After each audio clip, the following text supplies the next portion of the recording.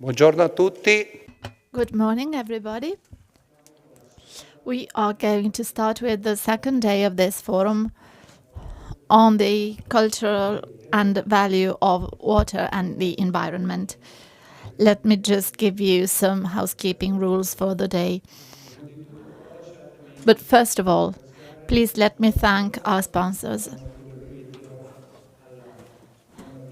who really helped the outcome of this event, and you can see them listed in this slide. Concerning Wi-Fi connection, you can easily find the username and password here. Concerning the translation, we have a service with receivers that can be delivered at the entrance, and you can collect them, so you will be able to follow the event in Italian on channel 1, or you can have English on channel 2. You can also follow the event remotely on our social profiles or on YouTube. And here you have the QR code with which you will be able to access directly. Let me now leave the floor to Mr. Corradino, Mayor of Biella, for his welcome. 2 very dense days of greetings, proceedings, and you have to work hard to be a mayor. As I said on other occasions, it seems that nothing happens in Biella. Instead, we are a lively city full of events. This forum is something that brings a lot of value to the topic of water and its conservation. Saying that water is life seems commonplace, but it is actually the truth. Today we have a water situation that is not too bad, but we don't realize how important it is to protect this asset. Those who found themselves in a situation where when they had no water one day realize how important it is. It is something that we take for granted, but we shouldn't. Because as all assets on this earth, this is not endless. If we are not aware of it, and if we are not careful with it, I don't know what might happen. Without water, there can't be life. So starting from the good practice that is taught in school, as students are more careful than we are, starting from the way they wash their teeth. You know, you shouldn't leave the tap open, because if everybody does that, it's millions liters. So you see how useful even a small thing can be. And there are practices that have been adopted in our territory also concerning cleaning of the rivers after wall processing. You might remember that there was a time when our streams had the color that the dyeing mills would that the dyeing plants used. And now it is not like that anymore, thanks to the sensitivity and the awareness of the companies around Biella. They started cleaning their residues, and so the water they drained is not so polluted anymore. And now there are new techniques, and I am sure that thanks to events such as this, there will be more.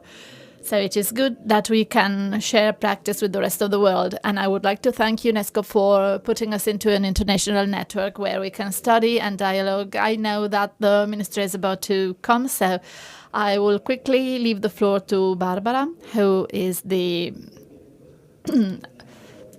anchor woman for this event. And I welcome her because I didn't have a chance to say hello yet. And so welcome to this event. And please remember that water is not an asset that will be there forever if we don't change our behavior. So thank you very much, everybody. And I wish you a very fruitful day.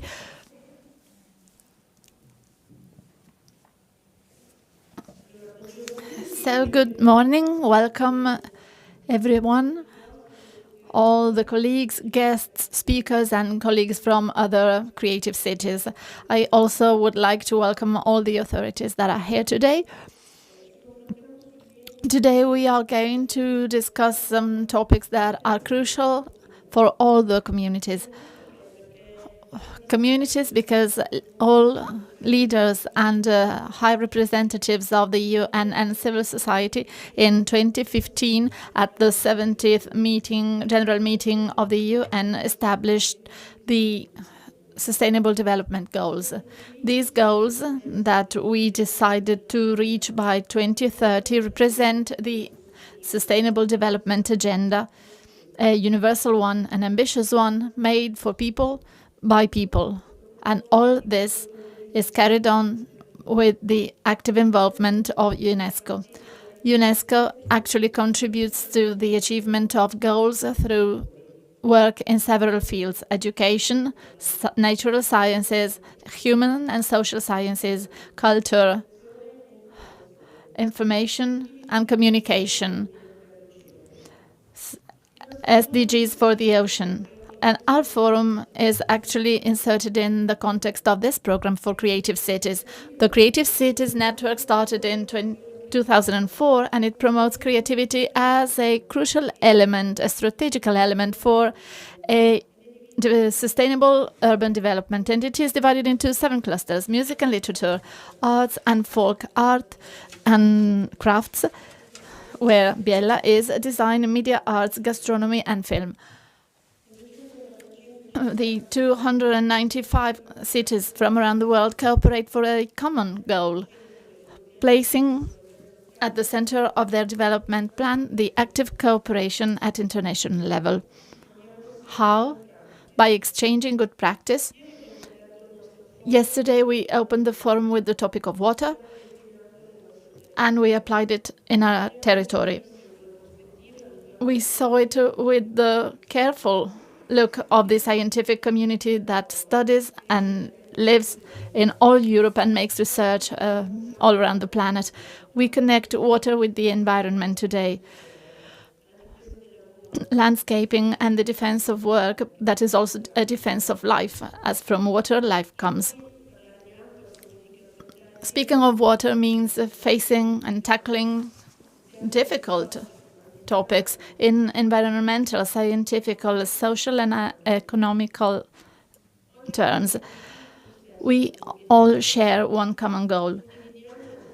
We share the adoption of a cultural shift, a shift that is able to change our way of living.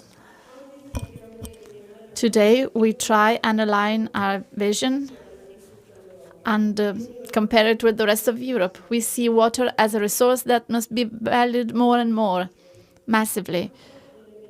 Water is a primary element. Water is a crucial agent. And yesterday this was very well explained by Professor Kaser from Innsbruck, our permanent secretary for the Alpine Convention, Mrs. Morel. And today we will also speak with other cities on important topics: investments in water, resilience, new tariffs, the environmental impact. Great representatives and experts and practitioners from the water world discussed yesterday and will also speak today. Prudent administrators, people who understand creativity. Businessmen that put the factor of sustainable development at the center, and they speak with administrator and they apply the green public procurement to the water system. The rainwaters are studied, the regulation of the public sector, environmental and energy development. And we in Biella, we are the seat of a manufacturing textile district of great excellence. We have a culture of work and business, and we want to value it more and more. So from crafts and folk art, we want to go to the world industry. In Biella, we aim at sustainability and green practice. We do that in the textile industry with training, education, exhibitions, and research. We will hear from some companies from Biella today. Soon, the Ministry Pichetto Frattin should also be here, who is in charge of the environment and energy safety in the government at a time that is especially delicate, where the events undermine the research and safety, and the planet is suffering more and more. And also our cities are affected by that. Yesterday, we saw the issues for the supply chain with agriculture and companies. And you see that starting from the creation of the assets, we see the effects in our shopping cart every day. Like, I would like to mention the question of the price of olive oil in Italy, which has practically doubled, more 99% in 2 years only. Olive oil has increased in 2 years by 128%. These consequences, in addition to the weather, can be observed by every citizen when we go shopping every day. But today, I also would like to pay a tribute to a partner, Namibia. And I also would like to thank our photo club for the beautiful pictures that you can see on the wall behind me. These pictures are from Namibia, from the Kargas region, because Italy has a memorandum of understanding for cooperation with Namibia. And Biella, in particular, has a cooperation relationship with the city of Kidmanshu in the region of Karas. The municipality of Biella is lending tutorship for her future candidateship for UNESCO. So we also send our businessmen and women to help them work the Karakul wall, a special native short wall that our businessmen and women have been researching, and they are also active in education in this city. Namibia is a small country, 2.6 million inhabitants. It is in northwest Africa, and it is also considered one of the driest countries in the world. It suffered from huge droughts. From 2013 until now, the government declared a national emergency 4 times due to droughts. 83% of rainwater in Namibia evaporates, and it only leaves 1% available for its inhabitants. This forum will also be an opportunity to have an insight on the fragility of our environment that is linked to urban fragility. All this in preparation for 2024 in view of the 10th World Forum that will be held in Bali. And not surprisingly, yesterday we had many guests from the Alps and from the Alpine conventions, because we are working with them on the Green Deal for 2050. In this international scenario, Biella is moving. We synergically cooperate with all entities in Italy and around the world. We are ready for the challenges, not only to protect our territory, not only to protect our citizens, but also stressing the importance of the youth. They are facing all this with the anxiety of the unknown. But today we want to face this great challenge together. We should not leave them alone. Yesterday we had 200 students here because we want to witness, and we also want to do it today with all the creative cities. and we want to discuss important topics with them, topics that affect the development of all communities. Yesterday, Reinhold Messner showed that we are a single entity, the body and the rock, and this allows us to reach our goal. And this concentration in the environment allows us to win the challenge with death. Today, shortly, we will also be in touch with Giovanni Soldini, who in the UNESCO project for sea sciences and sustainable development made some drafts to assess the quality of the sea. So I thank the Creative Cities for being here, and I invite you all to launch a debate on these topics on which we have responsibilities. Complex topics that are perpetually evolving, but on which we will be working as protagonists for the next 20 years. I have also seen our coordinator here, Mr. Salmoni. Let me also welcome Daniele Vimini. And if direction is ready for the connection with Soldini, are we ready? Okay. So while we are waiting for the ministry, that will be the main speech of the day, I would like to invite our coordinator, the architect Vittorio Salmoni.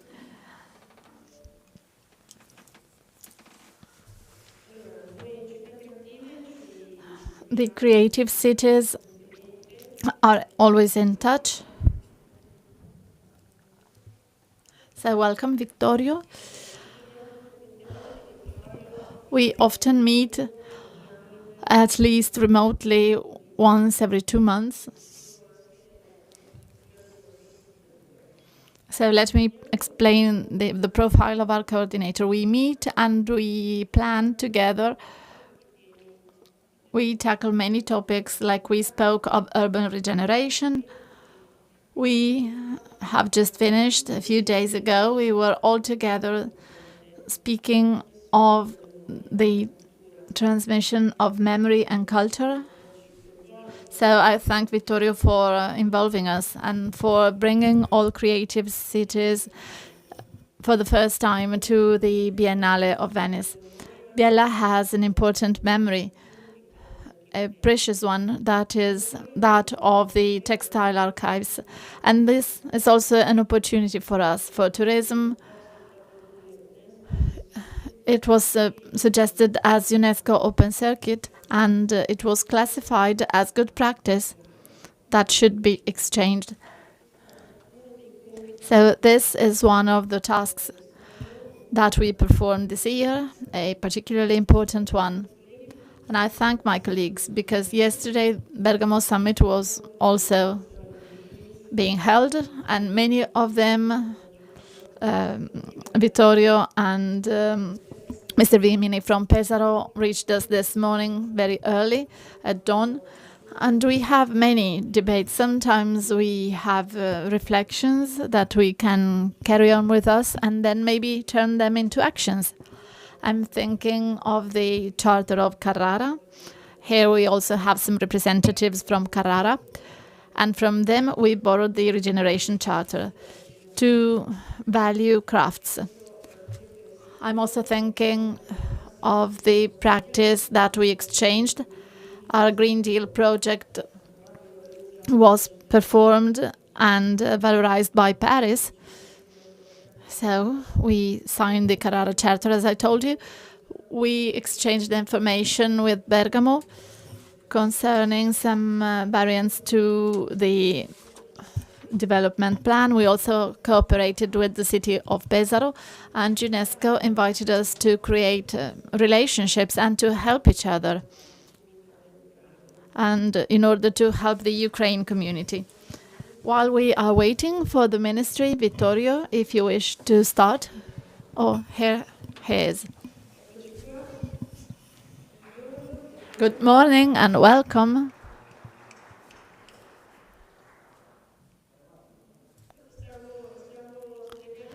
I was just explaining ordinary activities because actually my real speech had finished. So we were just waiting for you to start and to kick off the day.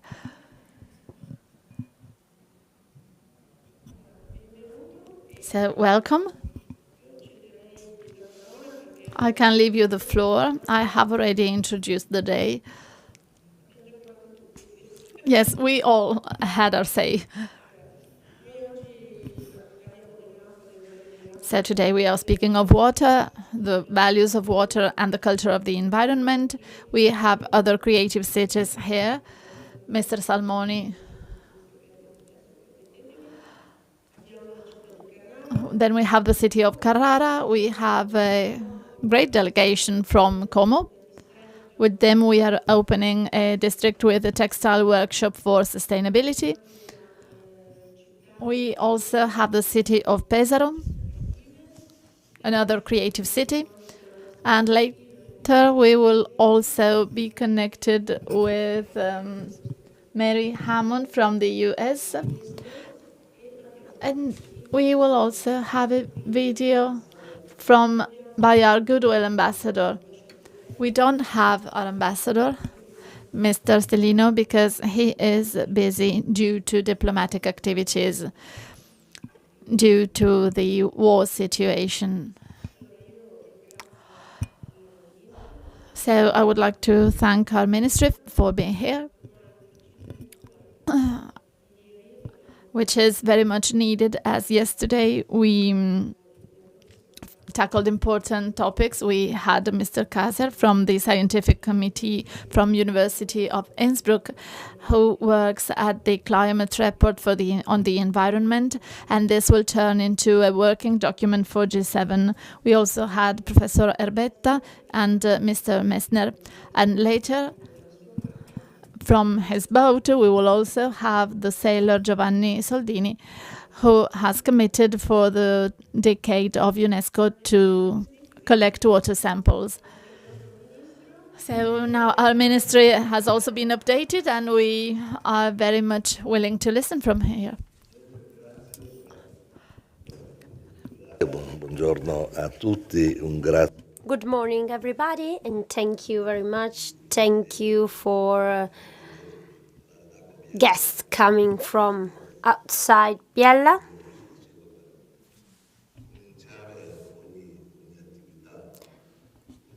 To start any kind of job and activity, it is necessary to offer water. So to make the wheel start moving, textile machinery started working. So give and offer water is a current theme linked to climate change.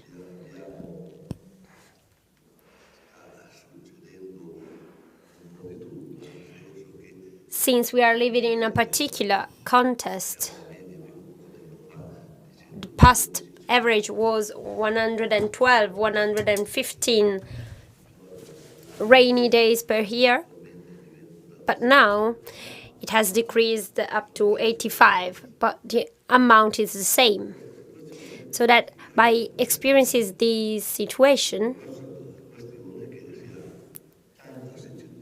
the issue is about drought and natural catastrophes, lack of resources, but sometimes also richness in resources. In a country as Italy, characterized by hills and mountains, we should face this situation through some particular activities. We are collecting 11% of rainwater. Spain, which is a country set within the same latitude, collect more than 37% of rainwater. This is a huge difference. Collecting rainwater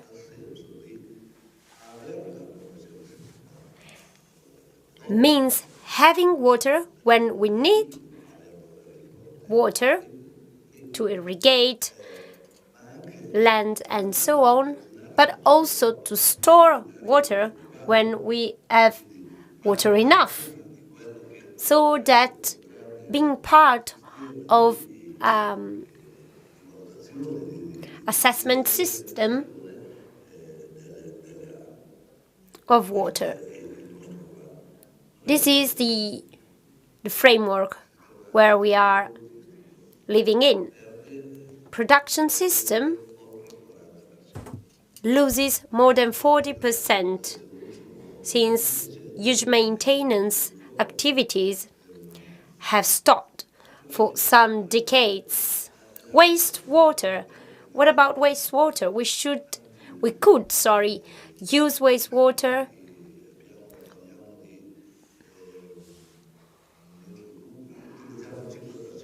but we use just 5% of wastewater, more or less.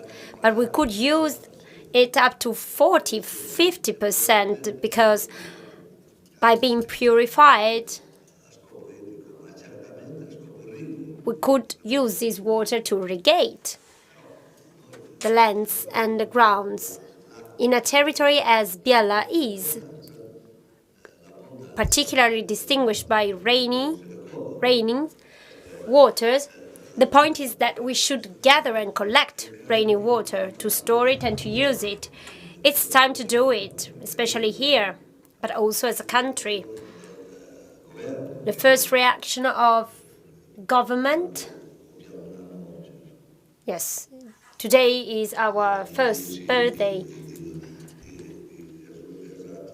because at 10 a.m. 1 year ago, the government was created. The point is analyzing and joining each department of the government and to gather them. Each department should play its role. Some competencies on behalf of infrastructures, dams and so on, for the Ministry for Infrastructures, then irrigation system related to agriculture, while water system is related to the ministry that I'm leading. So that we have detected a commissioner for drought at the beginning, and his surname is Dell'Acqua, which in Italian means water. About water is make some jokes, but we have started reflecting on this issue, trying to delve into the knowledge that our system has, but putting all this knowledge in common among different administrations, departments, ministries, and so on.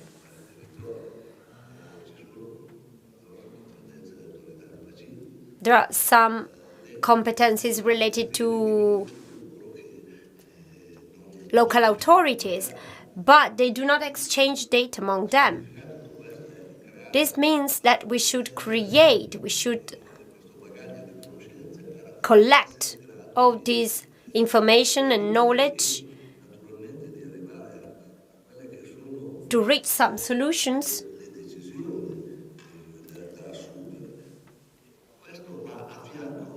This goes in line with other actions that we are carrying out. Within my ministry, we are working for the integrated water system. I would like to remind you that in Italy there are 2,391 water management systems. Some of them are very big, some others are little and small. I do not remember the exact figure, but a consistent part of it belongs to the economy scale.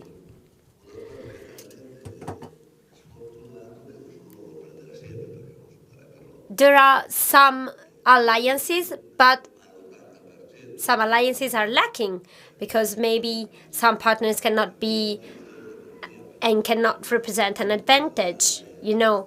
This is the economic logic that our country has, but we cannot think about investing in extraordinary maintenance operations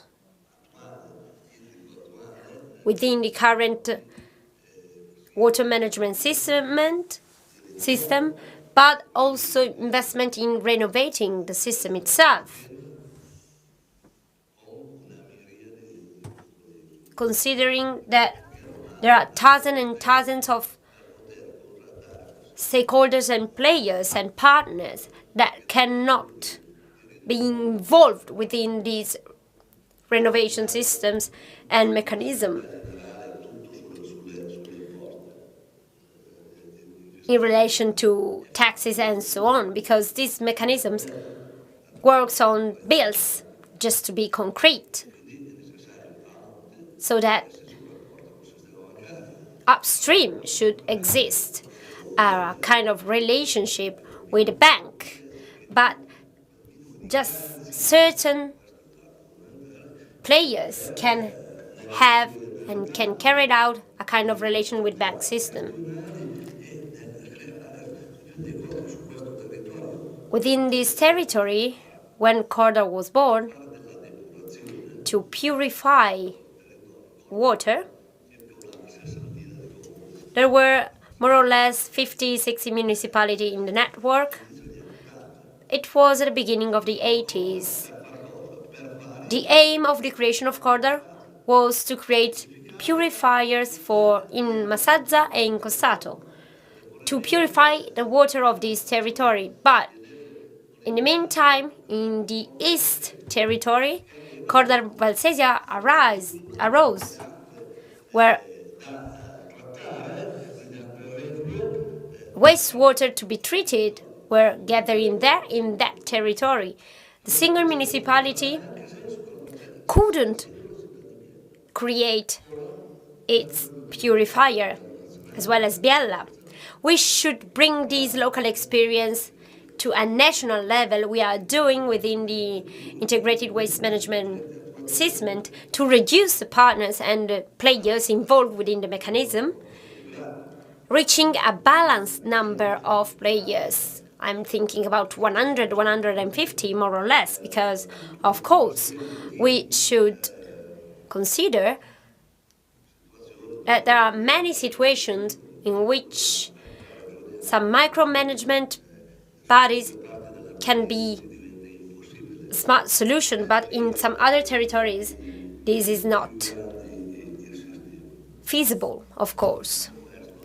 All these should go in line with the reflection of the territory and the rebuilding of the territory, so that we should always consider that regulation is related to the abandonment of some territories, and this fact means automatically the need of having a special care for that territory and those territories. Otherwise, the problem is doubled. And it is obvious and clear that this situation is related to great and big plans of restoring and renovating. Let's just think about Po Valley. In Italy, 94% of municipality is at risk of hydrogeological catastrophe and disaster. There are more or less 7 million Italians, people who live in some areas which are at risk according to the tables of the government, and out of 7 million, 1.3 million are living in territories where landslides can occur easily. There are more or less 600 projects with the PNRR, the National Plan for the Resilience, so that each region is working in this direction.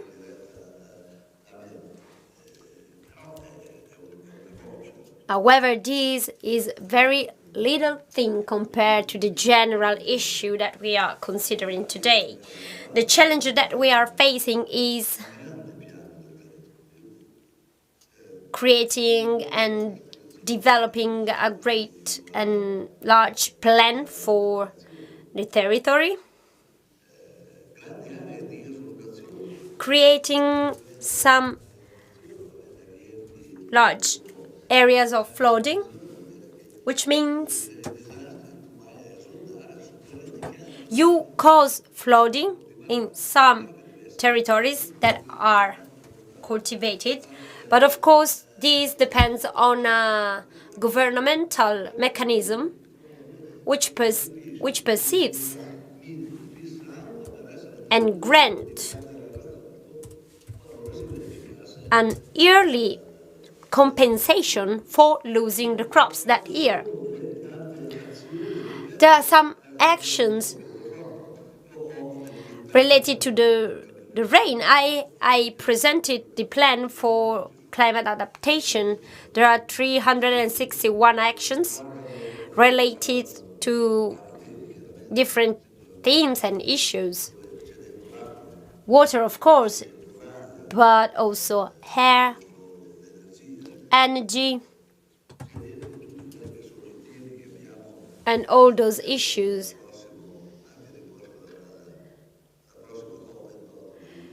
Concerning the next COP28 in Dubai, the world challenge, as far as mitigation is concerned, of course, relates to water and to adaptation. Adaptation is something new at a country level, and this is the strongest action we should carry out. But also mitigation, so that we should act on the basis and laying reason. This is the main reason of human actions, so the CO2 emissions. I think that our challenge is complying with 2030 targets and 2050 targets in reducing CO2 emissions. Somebody usually tells me, well, maybe I'm running out of time. I would like to stay in time, but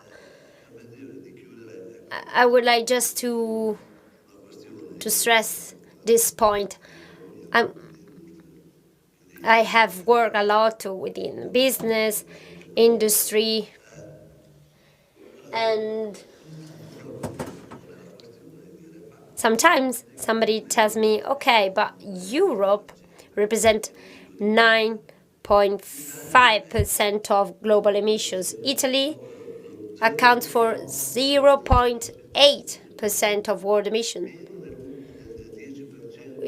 and minus 10% of European emissions.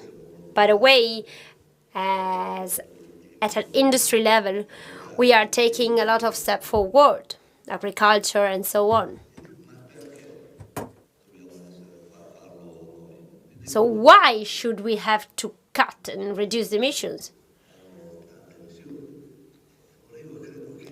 But I personally believe that Italy, since it has no raw material, based its richness through know-how, expertise,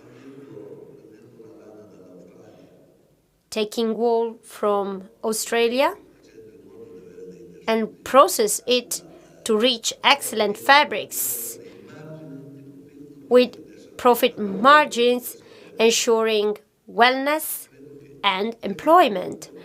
This is the challenge. The challenge should be taken to win, and winning means having a brand more. Nowadays, we are talking about sustainability, and sustainability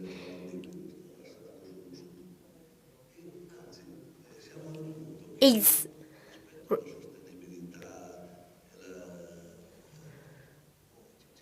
is a current issue, but greenwashing is also linked to sustainability. We perfectly know that.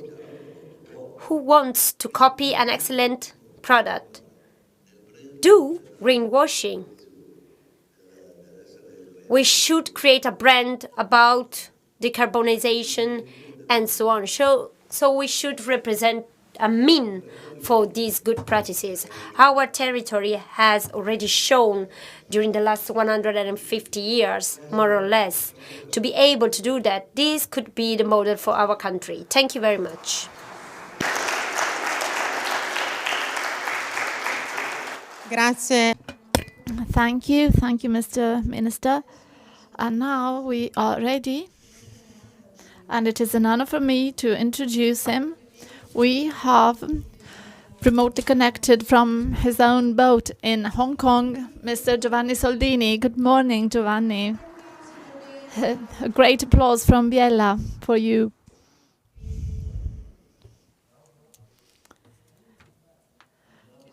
Niccolò, we need more sound.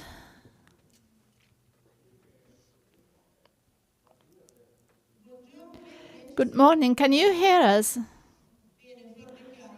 Good. So, while we are raising your volume,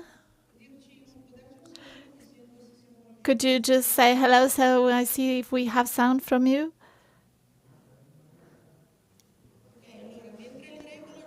All right, while they are setting your volume, you will receive some greetings and welcome from Italy, from our ministry. While Giovanni Soldini is sailing, at the moment I think he is in the waters of Hong Kong, is that right?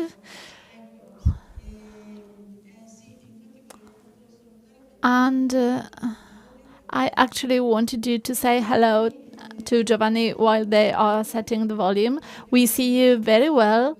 I envy you a little bit, if I can say that, but unfortunately we can't hear you. And now you will receive a welcome from our Ministry for the Environment and Energy Safety. Our Ministry, Gilberto Pichetto Frattin, as in Biella we are also speaking of water and the environment. Yes, I just wanted to welcome you, and I envy you a little bit too for what you do, and as you have the chance and as you are seeing the seas from all around the world, well, one of the topics I am going to discuss at the COP28 is that of the plastic islands that we have in the oceans of the world, and the need to protect biodiversity in the seas of the world. But then, as we should all take care of our own home before, well, it's the Mediterranean for us. Being a closed sea, it is one that suffers a lot from climate changes. You are a witness as you sail in so many seas, and you have a chance to realize that. And with this, I welcome you, and I thank Barbara for this opportunity. Thank you, Mr. Ministry. We are trying, Giovanni, to be able to hear your voice.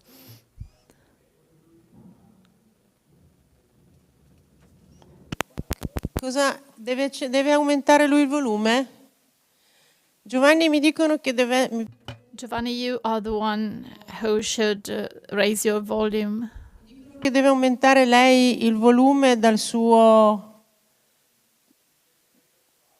Non ci arriva proprio il suo audio dalla sua connessione. We have no sound from your connection. Your microphone can't be recognized. Questo è il bello della diretta.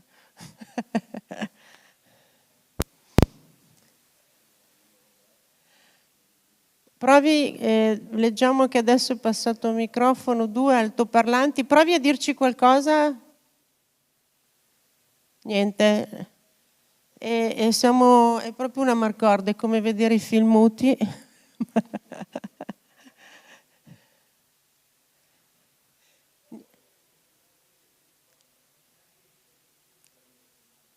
Neanche?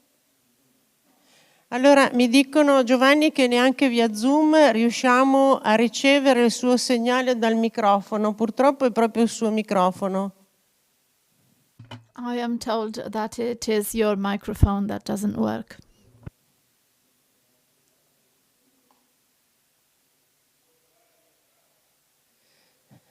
Allora, mi dicono se vuole, Giovanni, se vuole provare un attimo a uscire dal collegamento e poi a rientrare, mi dicono che può essere una soluzione utile. Ecco, allora nel frattempo io inviterei... In the meantime, while Giovanni is trying to reconnect, I would like to invite our companies from Biella. We mentioned sustainability, and now it is time to have them on stage. We have Mr. Alessandro Barberi Canonico and Ludovico Maggia. They performed a business plan based on sustainability. So welcome. Thank you for being here today.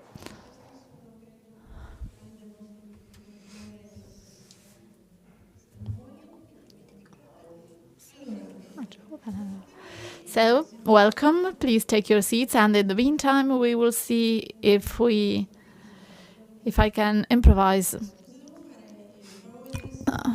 Should I see if he can connect back?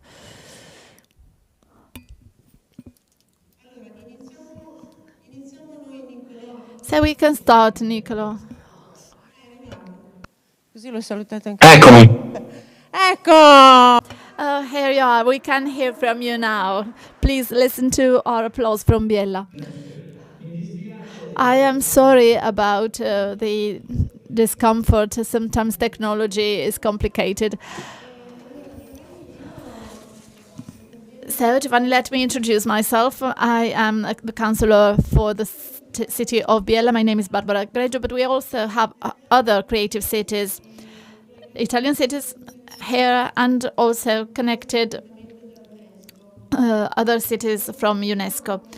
We know that you are doing important work for the health of waters in the UNESCO decade. So let me start with a necessary question. Can you tell us about your journey? I heard about 44,000 miles. We all envy you a little bit.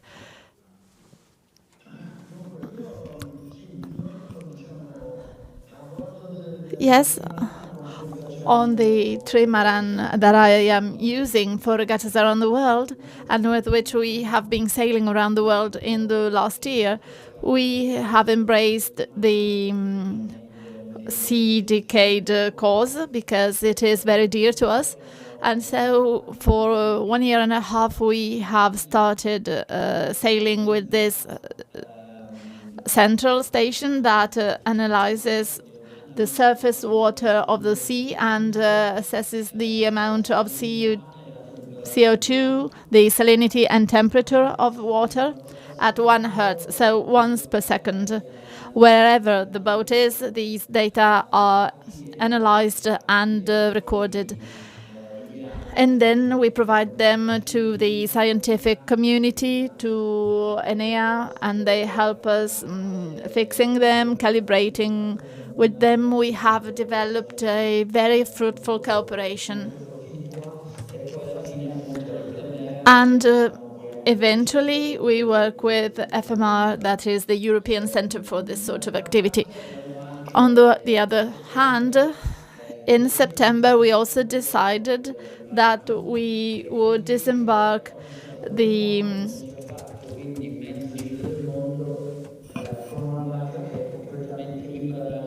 piston engine from our trimaran. So we now have a boat that is free of hydrocarbons, and we produce energy with solar panels. They were actually made in Turin, and so we can navigate, we can sail around the world at no impact. This is an interesting exercise to try and understand what kind of cultural shift we have to make and that we have to embrace. So more attention to our consumption and in order to limit our emissions as much as possible, to tackle the issue that is a little bit of the mother of all issues. I heard the ministry speak of water before. In the last 3 years, we have seen that drought is a very hot topic for Italy and for all the Mediterranean countries. But at the same time, it is also a hot topic, the too big amount of water, very violent weather phenomena, nearly equatorial rains that sometimes are triggered on our territories. And this is due to the health state of the Mediterranean Sea, first of all, its temperature, which unfortunately reached incredible levels last summer. Before leaving,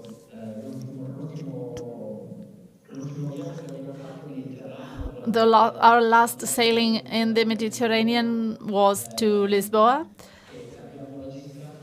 and we recorded the temperature and the CO2 amount. Well, in the Mediterranean, we have a fever. Unfortunately, the sea being very small and closed and very much populated, so with a density of human population that is particularly high, is a sea that is actually heating up a lot. The amount of CO2 at the surface is totally out of control, and this results in energizing these weather forms that are particularly violent. Last year in August, well, not the last one, but in 2021, there was a storm that actually tumbled our boat in Marina di Massa. And in Corsica also many boats were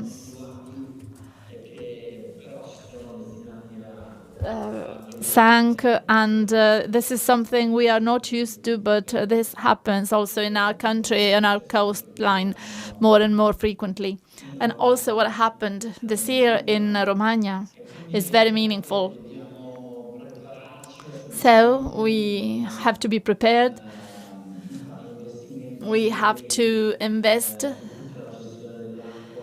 in water management at all levels, and for the management of water basins also and watersheds, and also to fight against drought, another scourge that is hitting more and more in our country. It is not easy to solve these problems. This is a problem that can only be solved if we all join our forces and we stop saying and thinking that eventually Italy is only responsible for 1 or 2% of CO2 in the world. But we are all in the same boat, literally, and we should all work together in the right direction. Otherwise, we maybe won't be able to win this challenge, which is a vital one for our children and for ourselves, for our quality of living.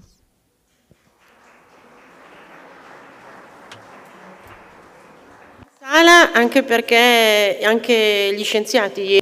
And actually yesterday also scientists said the same. Despite we are only responsible for 1% of emissions, the responsibilities lie on each and all of us. Let me ask you one question. You have a special observatory from your boat. So I imagine, as we are also dealing with work here with the textile industry and businesses, let me ask you a special question. You mentioned your boat that is recording measures and reduces emissions. Concerning performance, Yes, that is the thing. This is the exercise that we are doing, and this is also evidence of it. It is not true that the future and the change means losing performance. Our trimaran and the Maserati trimaran were converted, transformed to pure electrics, and it survives only with alternative energies. And I assure you that this is not easy, because a boat has 16 IP addresses, 4 computers, a lot of technology on board. And when we get to the harbors, we need a propeller. So it is not so easy. And we could win the Transoceanic in January. We won a record. We crossed the ocean in less than 4 days. And we had other trimarans as competitors. And we are all at the same level. Not because we left our engine has our boat become less competitive. Not at all.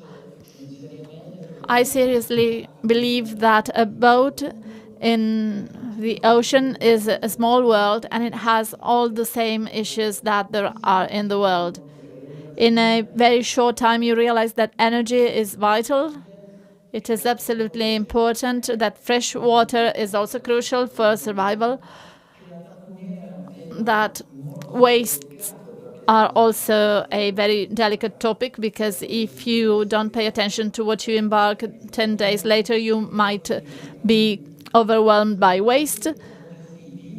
All these are topics that must be managed. We need an important cultural shift, and we need competence, science, and goodwill in the end. So I really believe that technology and science are our only hope. And we must listen to them, pay attention to them. We should not deny it.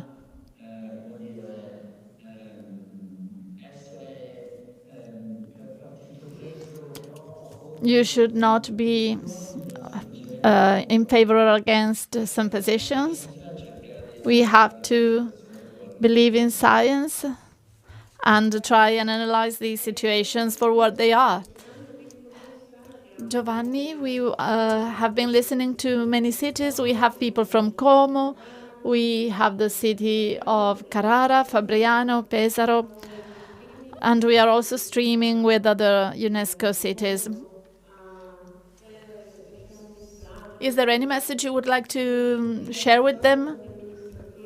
Would you like to tell all these administrators something? Well, for sure, concerning our territory, I think that we wasted a lot of time in the name of I don't know what.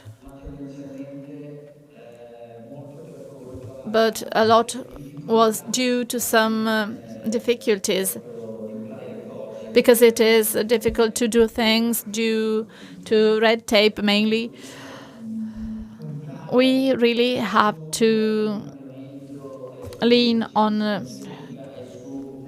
change and energy efficacy. So we really had to make up time and be aligned. I travel a lot. I sail in my boat. I've been traveling in Germany, in Northern Europe. I think it is foolish that Italy is lagging behind so much, for instance, on wind energy, because this is crucial. It is a crucial energy. It is the renewable energy that is the most powerful. And it is the nearest our energy. It doesn't stop at night, and it has huge potentials, especially now that we can have plants at sea, giant plants without great investments. So if we want to change things, we really have to invest in renewable energies, and we ought to convey less CO2 emissions and have less energies that come from fossil sources. And this is the main problem and the mother of all problems, the fact that CO2 is warming up the climate much more quickly than expected. And this is a very serious problem that we should tackle soon. Thank you. And lastly, Giovanni, I have a question from your point of view, from your personal and human point of view. Yesterday, we were lucky enough to meet Reinhold Messner. He told us about his personal life and how the world changed since his first expedition until now. Can I ask you about your point of view? You see it from the sea, and from the sea you look at the land. During these years, how did you experience this evolution and the effects of climate changes?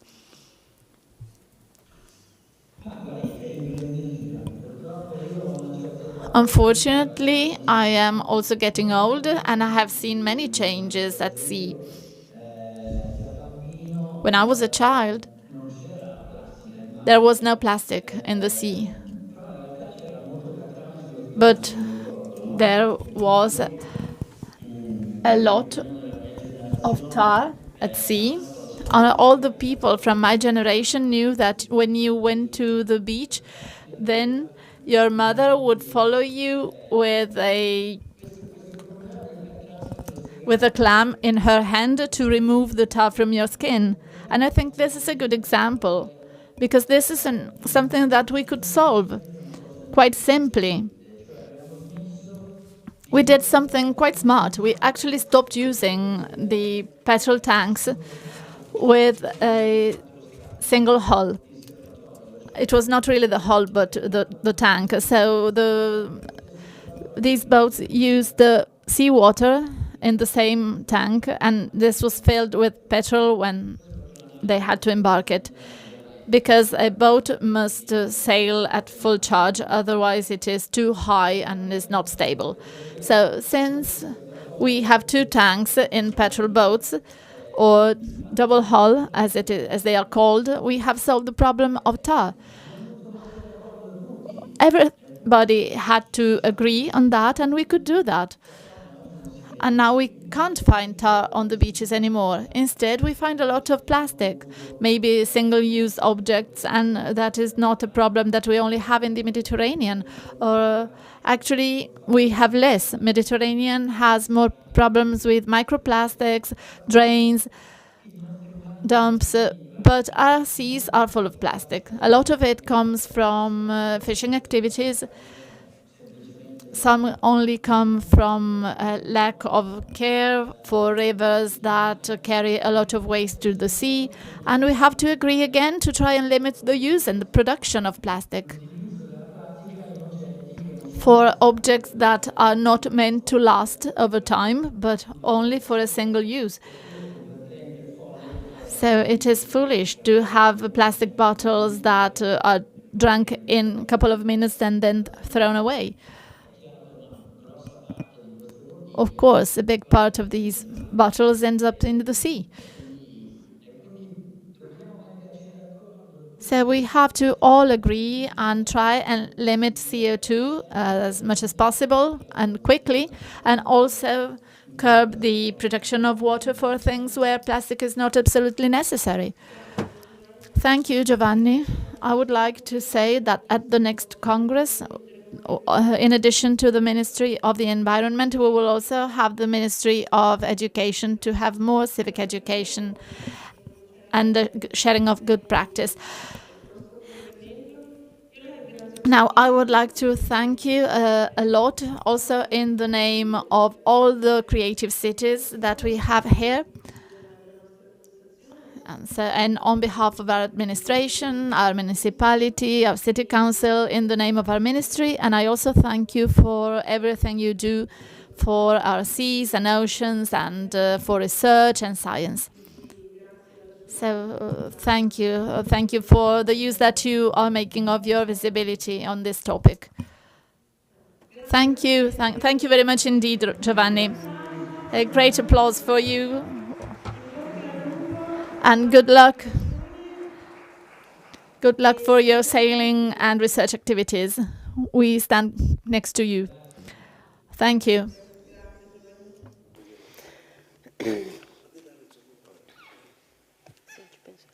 Allora, adesso partiamo con le aziende. Okay, let's go on with the companies, starting by Vitale Barberis Canonico. Mr. Alessandro Barberis Canonico, please, the floor is yours. Good morning, everybody. Perfect. Well, it is very interesting listening to Mr. Giovanni Soldini. Before telling something about our experience about textile industry, I would like just to delve into something that Mr. Soldini has taught. Lots of environmental impact have been caused by consumers. Let's consider that on products sold, wool basically causes pollution in the seas. So we are talking about sea water, accounting for 1%. Natural materials, cotton, linen, that do not cause pollution since they are biodegradable products, accounts for 20%. So that 80% of raw materials have made up of microplastics. They are invisible, so fishes eat these microplastics, they die. You maybe eat microplastics when you eat fish in Liguria. They are very harmful for human beings. And one of the fundamental elements is not just removing plastics in the seas, in the rivers, that they are floating in the sea, but about consumers, because consumers buying some t-shirt, polyester t-shirt, and then they throw it away. They create some microfibers that have been issues in the seas that created 90% of pollution due to clothing. 80% of this is due to the production, so that natural raw materials have a totally different impact because they are the biodegradable materials. This is the point. I think it is to be highlighted because maybe somebody was ignoring it. What about our strategy as Vitale Barberis Canonico within the Biella territory? To me, it is important to understand the phenomenon of my company. Just 4 slides with some figures to make you understanding that environmental impact is fundamental. We mainly produce in Italy, the worsting mill in Magnano and 2 mills in Praia e Pratrivero, so that we are talking about Biella territory. Last year, we performed 145 million of turnover and 491 employees. 51% of them is work for females. We have produced 8.5 million meters of fabrics, which accounts for 3 million of fabrics. We are working with fine and very fine wools, 70.5 microns, more or less, and we wear more or less 4 million kilos of greasy wool, more or less 1.5 million of sheep, mohair, linen, silk, and cotton. So the silky silkworm is not something that we kill. Our segment is high quality sectors. We perform everything in Italy, and our production has some effects in Italy. We treat important wool because it is biodegradable as far as our collections are concerned. I would like just to stress some data with some video. Se può farlo partire la regia.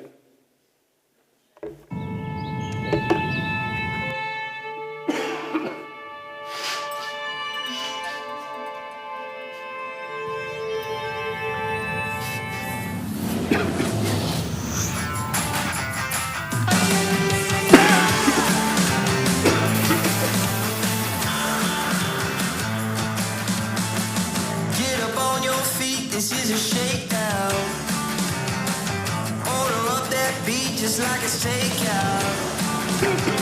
Show me you got soul inside those little shoes.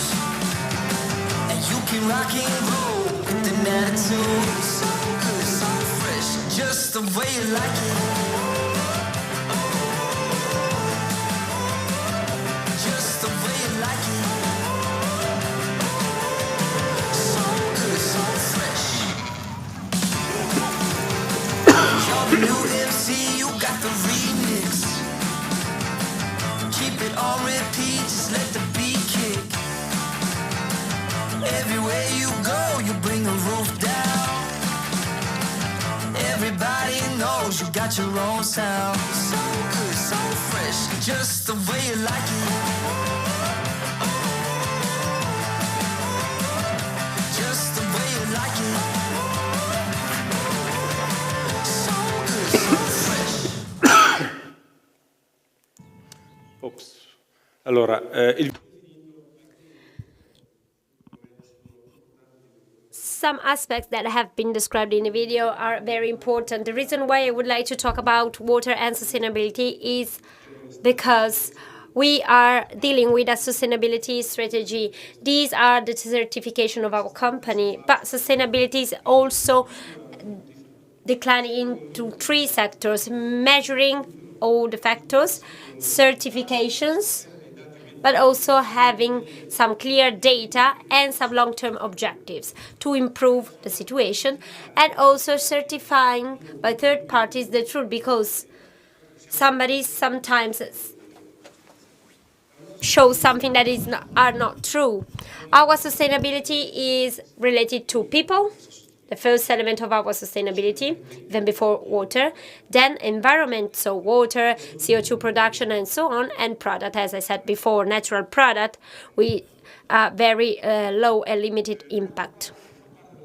Water, linked to environment, is very important because, as I said before, water, to us, it is not just something linked to process, but because water is the element that supports us, because 491 people working within our company is something that water is used in dyeing process, washing process, and finishing process, which allow us to reach excellent product. So it is representing a production element, not just something that measure the impact of our company. Sustainability is a path because it is a strategy. We have started back in the past in 1982. So we started with bathing and dyeing, starting from 1 to 20. Nowadays we are working with 1 to 8. I skipped some stages, but in 2001 we have renovated a dyeing mill with a high automation structures, so that human sustainability means a concept work instead of a mechanical one, which means less use of chemicals, because the measuring is more precise, issued in the water, and then less usage of water within the process. In 1987, we have decided to install a wastewater treatment plant, so no chemicals within our biological process, where water is treated from water basins in Valsesia and in Biella. It is treated and reissues in the rivers. In 1996, we started working within the water coming from finishing process. So we use some water for the embellishment stages of the pipeline, but also we recover thermal waste used in dyeing, because we are working with temperatures ranging from 80 to 20. The purifying, exchange, and treat these temperatures, reissuing in the finishing or in the embellishment stages. So we are recovering also temperature to use and to reduce energy that we are implementing for our production. In 2009, we have launched the certification path, but we have also changed the power plants were tar in wastewater, it is true, but on that period, all companies started leaving BTZ and they shift to gas. High efficient power plant, reaching 92% of efficiency on the gas, lowering emissions and lowering temperature. That was some of the problems that we faced in the previous stage. Maybe I'm that technical, but it is important to describe all these steps. I'm skipped some stages. In 2019, we started using 100% renewable electricity, so we dealt a contract with hydropower providers. So water is important because to us, water is important within the process, but also to generate energy. We are using 37 million of kilowatt from photovoltaic panels, but more than 80% of these comes from hydropowers, so that water is the core of our pipeline process. So we are using the water from rivers. And then sustainability linked to chemicals and chemical processes, because basically we use the water to dye, lowering our environmental impact within the dyeing process that then have been purified. In 2016, we started water recycling lining finishing, and we have inserted some very fine filters in the membrane, allowing us to reuse water, and nowadays we reached 28%, and we are working a lot. In 2018, we started with the certification path and the first sustainability report delivered to our clients to show them that we are working on the product, considering what we are doing as a whole. So that we're talking about people, our employees, who represent the focus of our sustainability process. We have been acknowledged with a certification and a corporate welfare with some health insurance and so on. The silent booth for employees working within the production department to reduce also the physical impact on human beings. This is something that we should consider linked to sustainability. Another point is then linked to environment and water. We have basically decided to use power from renewable resources, water, wind, and hydropower plants. And those 37 million allows us to 37 kilowatt use allows us to save energy, accounting for 14,300 tons of CO2.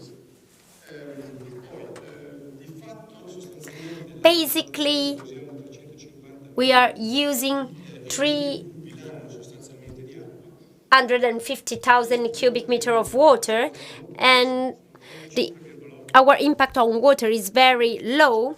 The concept is basically that on a garment we use 2.5 meters of fabric, so that we are using 95 liters of water per garment. So we are recycling 28% of the general amount. This is an important project to reach 40%, reducing the usage of water, shifting from 95 to 45. This is one of the ambitious projects we are carrying out. We have already certified some particular chemicals combined with a low environmental impact. Another point is that we are trying to cut raw materials so that we are using, of course, pure wool and natural raw material. But 90% of yield of raw material, more or less 9%, is used for byproducts that have been reincorporated, especially within the kitchenware. and then 0.7% disposed as waste, final waste.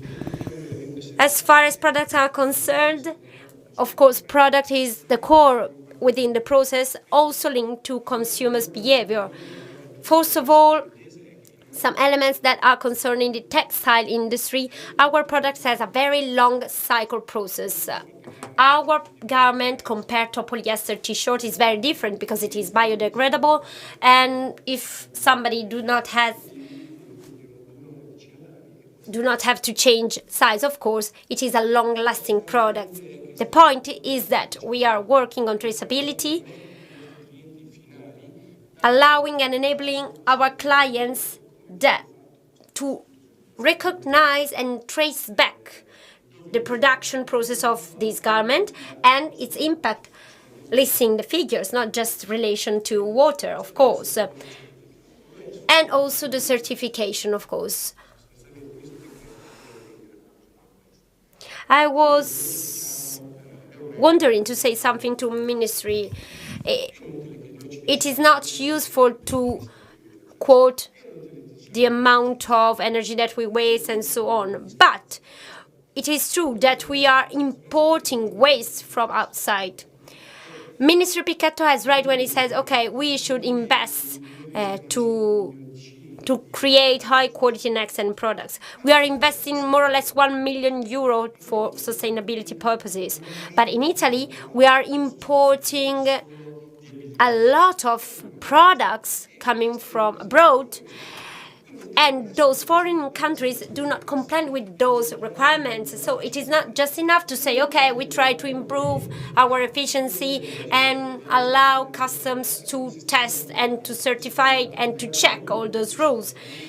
As Tessile Salute Association and textile industry, it is not enough because we have to consider two elements: regulation from one end, but also tax from the other one, because it is easy to say, okay, let's import these products, low-cost products, to support our consumers, but the environmental impact is caused here. So Minister Pichetto is right, but we should also consider other elements, because some companies importing those countries should be envisaged in a different framework, okay? Because the rules should exist also for importing processes of this company, because that product which produced the vast majority of waste in Italy, we should consider the recycling process, but also the tax on to stop the consumption. I wish you a very good work and see you soon. Grazie Alessandro, e sicuramente Thank you very much, Alessandro. Yes, this is very important. And we want to transfer this message to Minister Pichetto. Ludovico Maggio, the floor is yours. Eccoci qua, alzo. Buongiorno a tutti. Good morning, everybody. First of all, I would like to thank Mrs. Greggio for her invitation. It is an honor to be here and also speak in the name of the companies from Biella, or some of them at least. Many things were said by my colleague before, Alessandro, on some topics, and on those we might be talking for hours. On regulations that are sometimes too strict for companies that produce in Italy, that manufacture in Italy, and sometimes they are more generous with other entities. But I don't want to enter into this today. What's very important to highlight now is the role that businesses can have in the road towards sustainability. A constant dialogue between companies and institutions must always be there to improve the production capacities and the quality of the products that we Italian business make. I have some slides and I would like them to be broadcast so that we have some scheme for the speech. As Vitale Barberis Canonico. We are also a company that is located in Occhiepo Superiore, 3 minutes from here by car. We have been on the territory since 1780. My sister and I are the 9th generation working in the textile industry.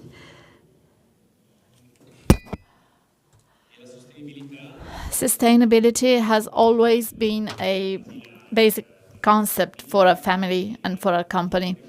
So much so that there was never a production that left the province of Biella. So we are not just made in Italy, but really made in Biella.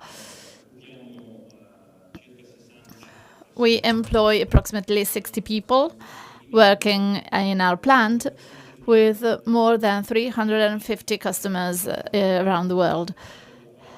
The main slicer for turnover is the Italian market, but we also have our other very important markets, such as the US, France, and Turkey, in the field of luxury. People who can appreciate and support our fabrics. Last year, 2022, was a record year for us. We could overcome 1 million meters delivered and manufactured. This might seem not a very sustainable figure, but we will see that the logics behind these figures are meant to comply with some parameters. Differently from Barberis Canonico, in our company, we have a dyeing department that doesn't have the sizes they mentioned. They consume much more water than we do because their volumes are different from ours. They mention more than 8 millimeters. So you can see the difference. But our department is also matched with the weaving department with more than 40 circular machines that allows us to have a wide variety of fabrics that are very much appreciated by our customers. I put in these slides a reminder of a project that we have embraced together with other business, that is Magnolab. It is a project that is very much linked with sustainability and the topics that make the object of this forum. We always say that in Biella we struggle to work as a team. Instead, this is an example of going beyond this paradigm with teamwork. And it is up to us, to the new generations, to pave the road for, to provide an example for all the people who live in the territories, to make young people stay on the territory and provide an added value to those who stay. The main points of Magnolab are those that you can read. So we have a textile research and development center aiming at the design of circular economy projects, sustainability and innovation. And one of the main points that we are going to work on all together is try and find some types and methods for production that can have lesser impact on the environment. Here you can see one of the many definitions of sustainability. I am not an expert, but it is clear that sustainability is the meeting between the needs and the goals of present with the expectations of future generations. We have to realize that the Earth has some assets and resources that are not endless. We must be able to identify them and make the best possible use of them. Otherwise, it will be impossible for the next generations to be able to afford what we have had. Here we also have a list of concepts, but this is mainly something important linked to linear economy. That is the one that was followed by previous generations, and now instead we are going towards circular economy. So we want to input in the market some products that can have a circular use, so they can be reused and their value is really sustainable, literally. The Sustainable Development Goals have also been mentioned before. These are criteria that have been written on paper, but we have to make them come true. So the businesses have a crucial role in paving the ways. And these ways must be something that we can implement, because we always say that we have to pollute less, we have to be sustainable, but this is not something that you do from one day to the next. We must all be rowing in the same direction, and we need concrete strategies to move towards the realization of these goals. They are all equally important. In the slide on Magnolab, you might have seen the Goal 17, Partnerships for the Goals, in a world that is more and more global and united, well, I would say economically. Let's leave the rest on one side. It is clear that cooperation between companies and governments is crucial. No, we can't just walk alone. The concept of sustainability is very wide, and it is also contemplated in our constitution. We have two articles of our constitution, Article 9 and Article 41, which mention the interest of future generations and the environment. So, economic initiative, private economic initiative must always be free, and it must be valorized and supported by the government, but it must be developed in view of safety, freedom, and human life, and of course in compliance with health and the environment. And Article 9 says that the Republic of Italy must promote the development of culture and scientific and technical research, but that also respecting some aspects such as the environment, biodiversity, and ecosystems in the interest of future generations. The Italian legal frame and the European framework also tackle some issues. Let me just mention the extended producer responsibility. As companies, we are often faced, just to start some debate, we sometimes have to abide by some requirements that are very difficult to implement also by our clients. They sometimes are brands that work a lot on communication, so they mention sustainability, green practice, and then they are also the ones that do not accept some garments or some fabrics or some pieces because maybe the color is not exactly the one that the designer wanted. Of course, we have to provide quality, and we need continuity. The clients must always be satisfied, but we sometimes are faced with inconsistencies or contradictions. And we feel alone in front of this. So we also want other brands to play their part, because sustainability cannot be unilateral. I am carrying on to reach some concepts that my colleague mentioned before. That is the fact that sustainability happens thanks to a measurement of the impact. As a company, we don't have the same size and volumes of Vitale Barberis Canonico. Nevertheless, we are already working on a 360-degree sustainability strategy. And we will also have the first sustainability report concerning two categories of products that are developed and manufactured in our plant in Ochiepo Superiore. So the life cycle assessment that really embraces the principle of circularity of products. Here you have an explanation of what circular economy is from the point of view of companies, but also in the eyes of everyone. And so this is why also the relation with institutions is important. We have to reach a model that is 100% circular, so that the production impact is more and more limited over time.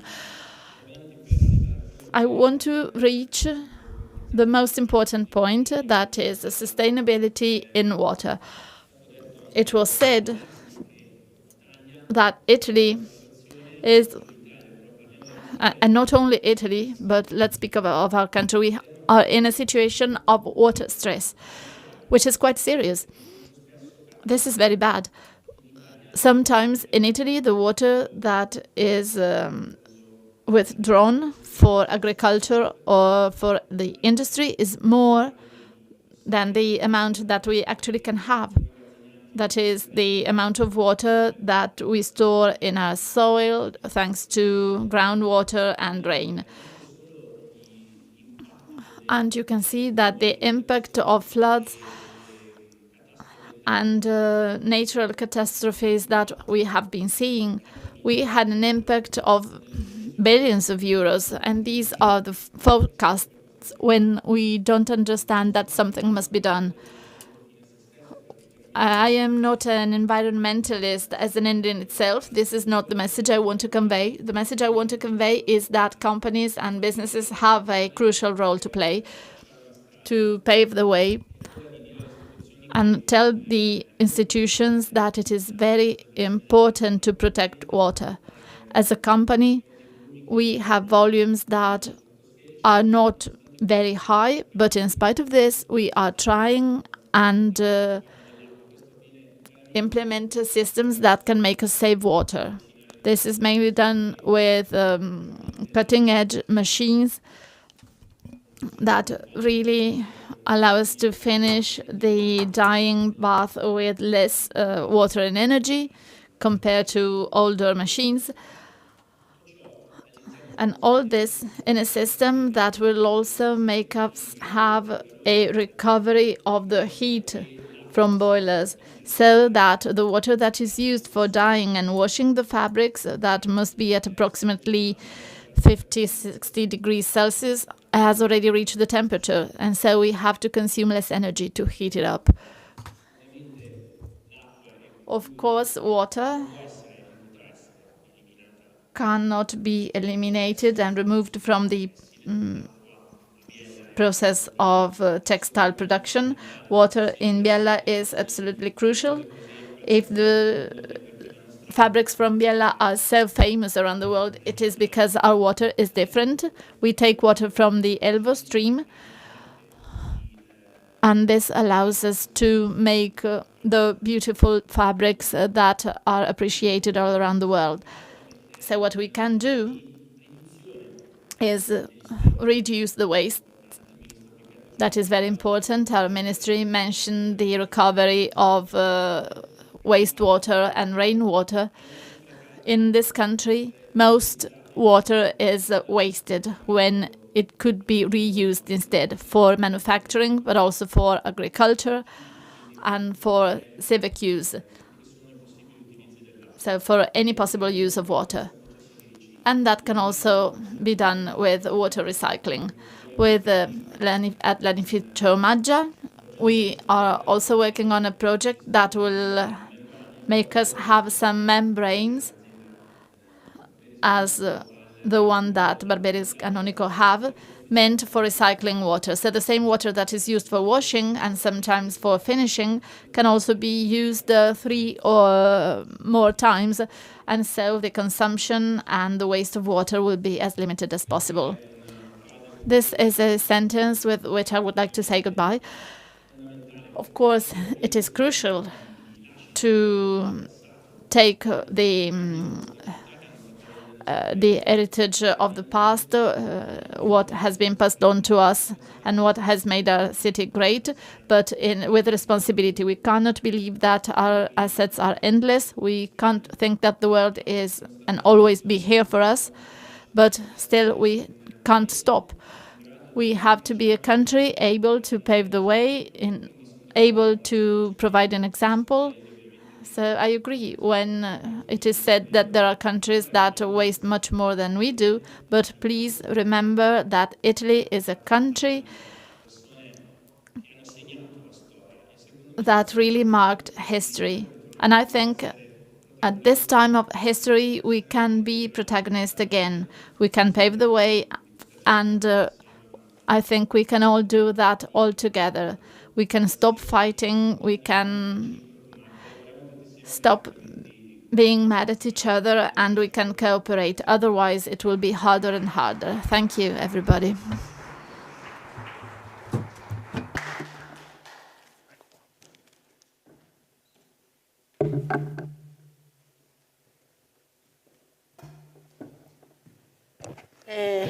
Io ringrazio.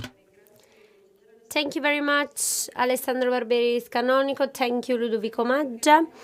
Also, because by listening your intervention, especially the last one, I was quite moved because it is beautiful to see how young entrepreneur as Ludovico merged in his daily habits all these sustainable concepts, implementing them within the companies as a whole. I think that this is very, very interesting, merging the corporate activities and the daily habits. Thank you very much and congratulations. We are now entering in the Creative Cities Forum within the UNESCO World.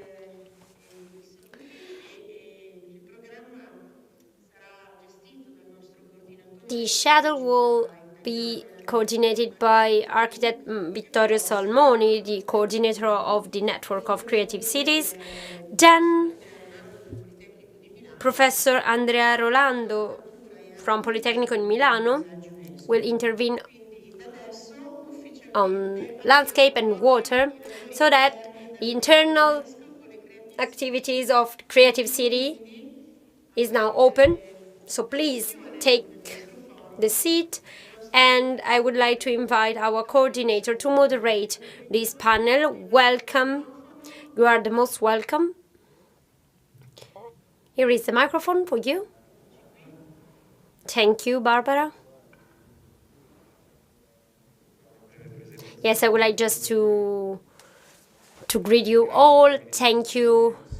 Thank you to the mayor of Biella. Thank you, Barbara Greccio, for inviting me and for giving me the opportunity to be here in Biella, gathering all the Italian creative cities.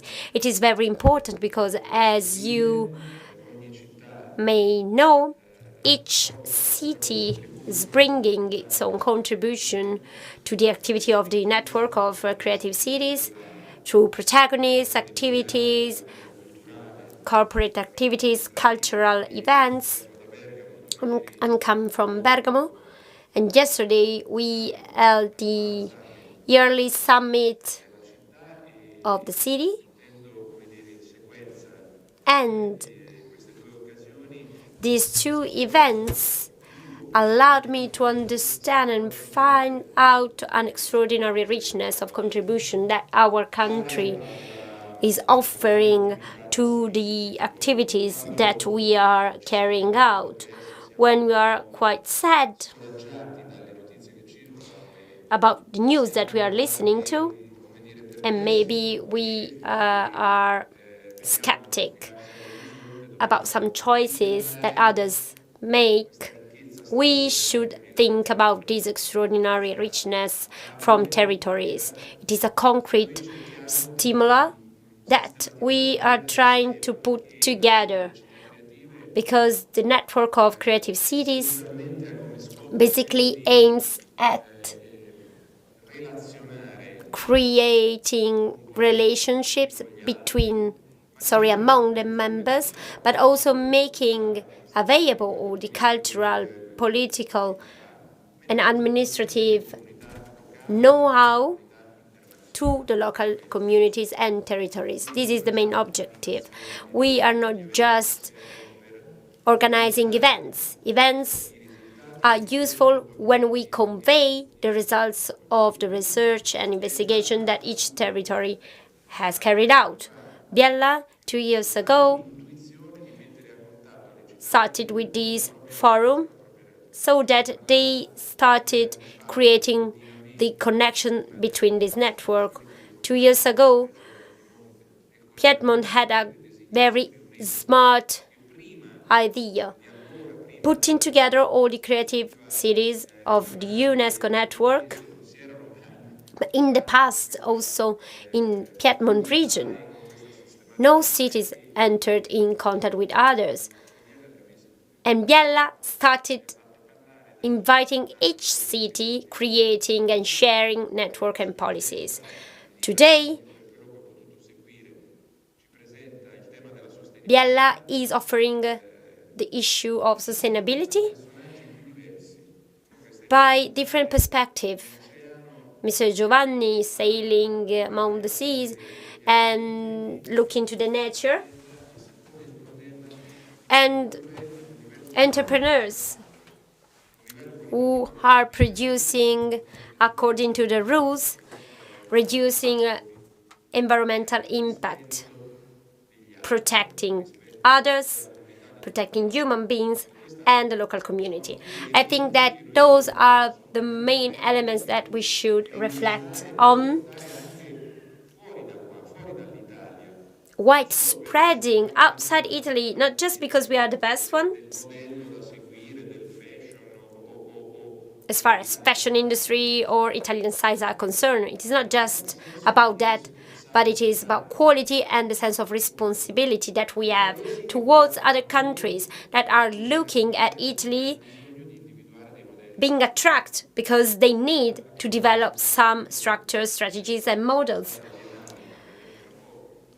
We will see that we have been invited in the Biennale of Venice, and this year is talking about Africa,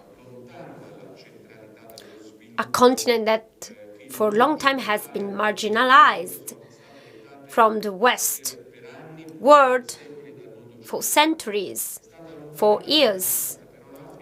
However, Africa today is asking to be including, neglecting those mistakes that we made, as for example climate crisis that we are limiting now. Africa is now asking for a debate, a confrontation, because they started trying creativity, and through creativity they replace the lack of resources, so that the exchange in this case is very interesting, because a higher creativity coming from those territories can contaminate us, can help us, and on the other way we can offer some development models that are eco-friendly and eco-sustainable, so that this is the debate. To do that,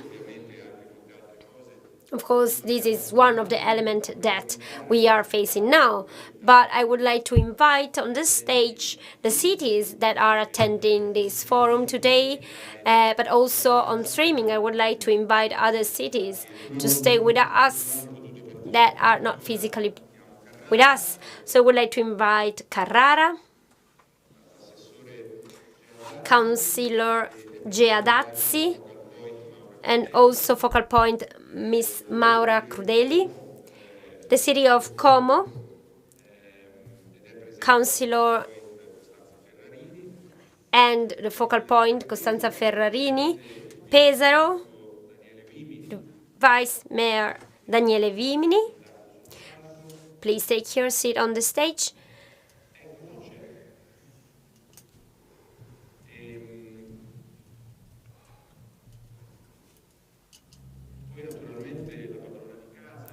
And also Barbara, please come with us.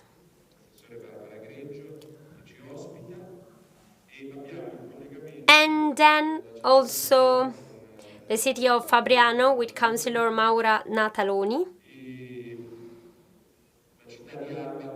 And the city of Alba with Councillor Emanuele Bolla. I'm not informed about Turin. Or maybe not. They will not be here with us. Okay, Torino with Councillor Rosanna Purke. I would like to greet her. Anyway,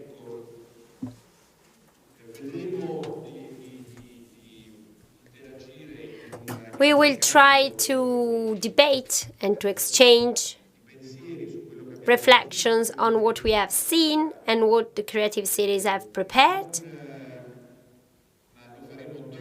But first, we will be greeted by the president of our national committee, Mr. Franco Bernabé, that is here through a video.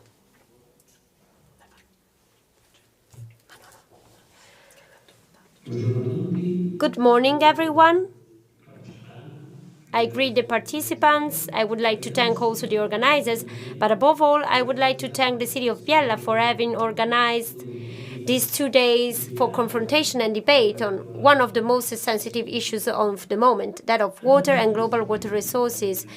There are many initiatives that have been dedicated to this issue. Among others, I would like to remind you the organization by the National Federation of Knights of Labours that has been organized in Genova this year, dedicated to water. But of course, water has certainly been at the center and the core of the debate in these 2 years. The drought, global warming, and all those issues of sustainability have had water as the important point of reference. And I'm very pleased that this reflection is taking place among the Creative Cities Network, because I think that it is one of the most stimulating initiatives of UNESCO. This is proven by the rapid success that is due to the intuition of linking the theme of creative to that of cities. So those places that, as you know, have the greatest impact in terms of sustainability, because they are, well, hosting 50% of 8 billion people living on Earth. Urban agglomeration just occupy 2% of the surface of our planet, but they consume up to the 60% of global energy, releasing 75% of greenhouse gas emissions and produce 70% of global waste. Italy participates in the Creative Cities programs through 13 creative cities and is a very active participant in this program, which was launched by UNESCO in 2015. And now it has 295 entries worldwide, covering the fields of gastronomy, design, craft, music, literature, film, and media arts. These programs is also the source of many initiatives that have been promoted by Italian creative cities. Only a few days ago, by the way, the group of Italian creative cities participated in an event about the memory and the city of the future as part of the Venice Biennale. At the end of the month, we will have another meeting with an international slant in Bergamo, but all our network cities organize meetings that have a great cultural impact, both locally, nationally, but also internationally.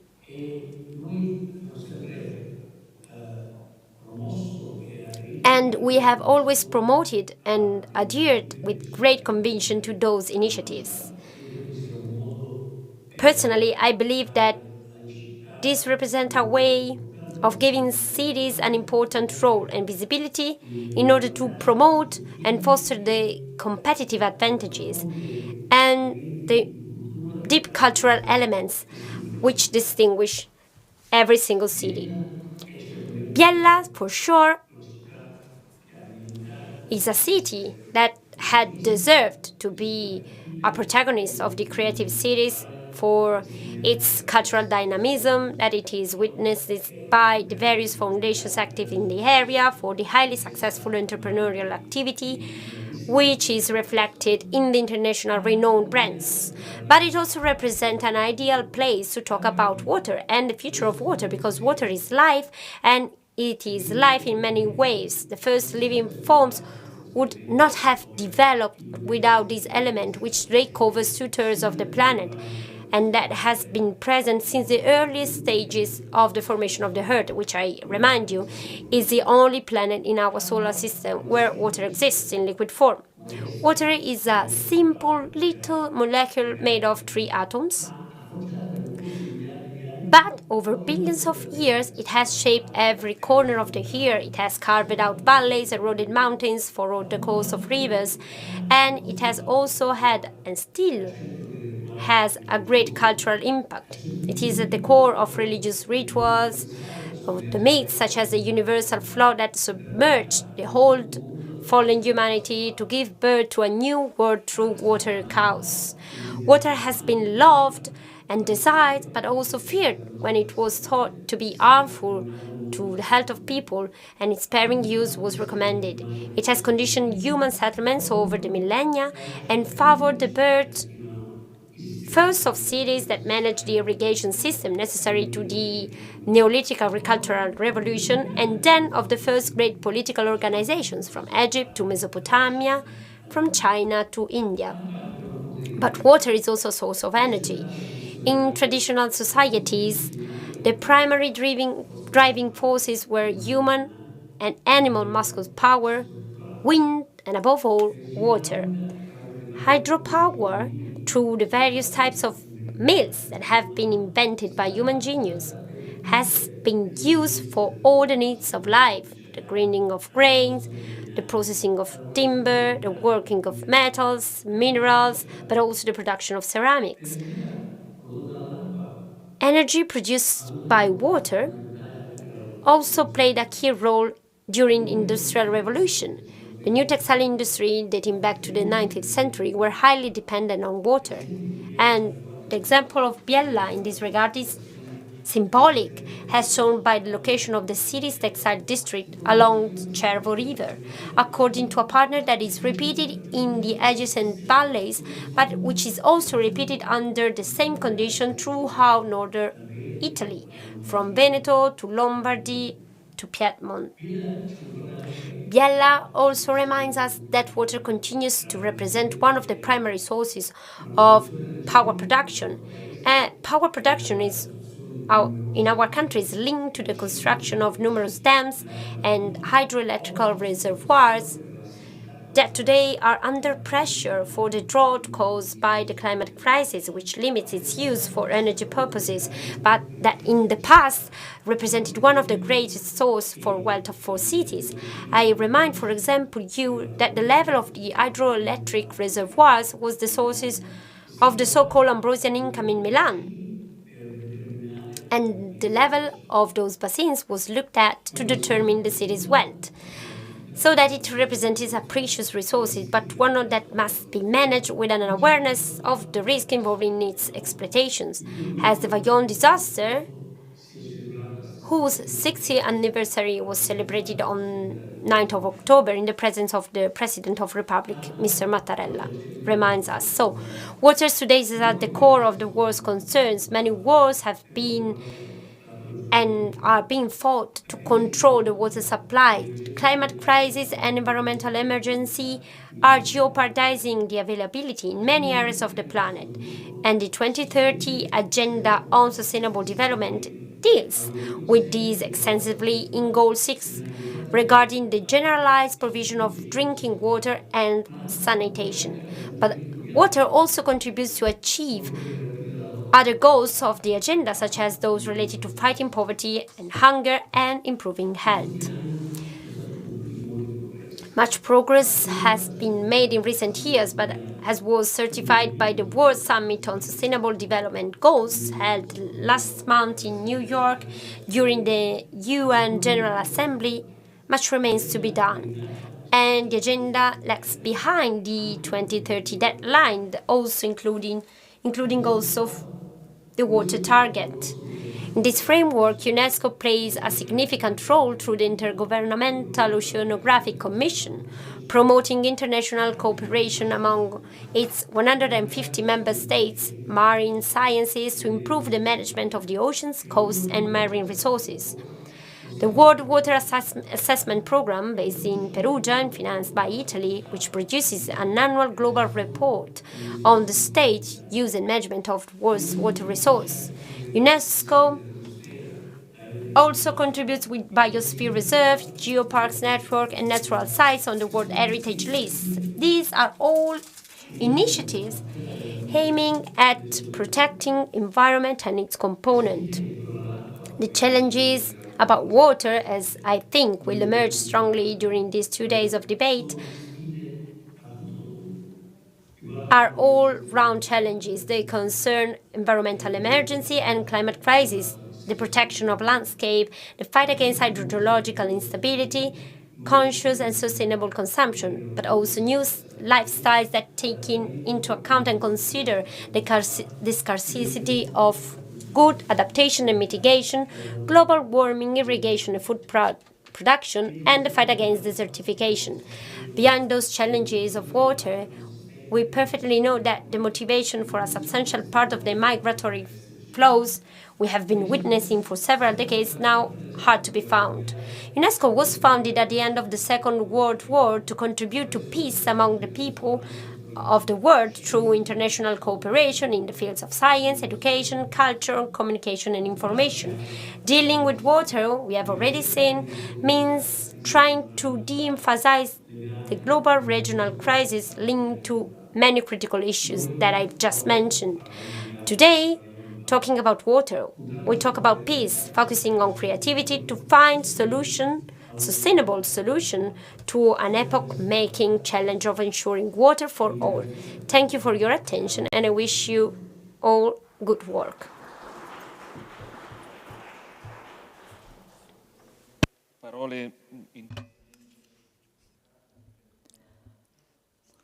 Very much focused on our debate and the current situation. Let me take this chance to welcome Mr. Moscatelli and the president of Como's water system and the project Como for Green Water of Como Creative City.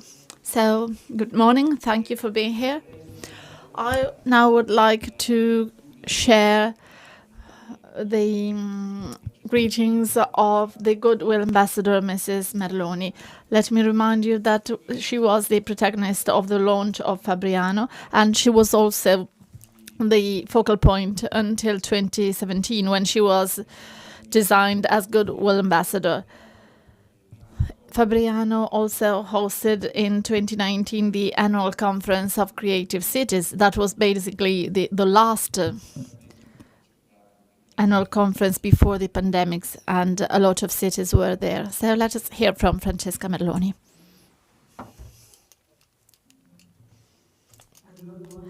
Good morning, everybody. I am very pleased to be here, although remotely, to participate in this important moment and meeting, and an opportunity for reflection and awareness.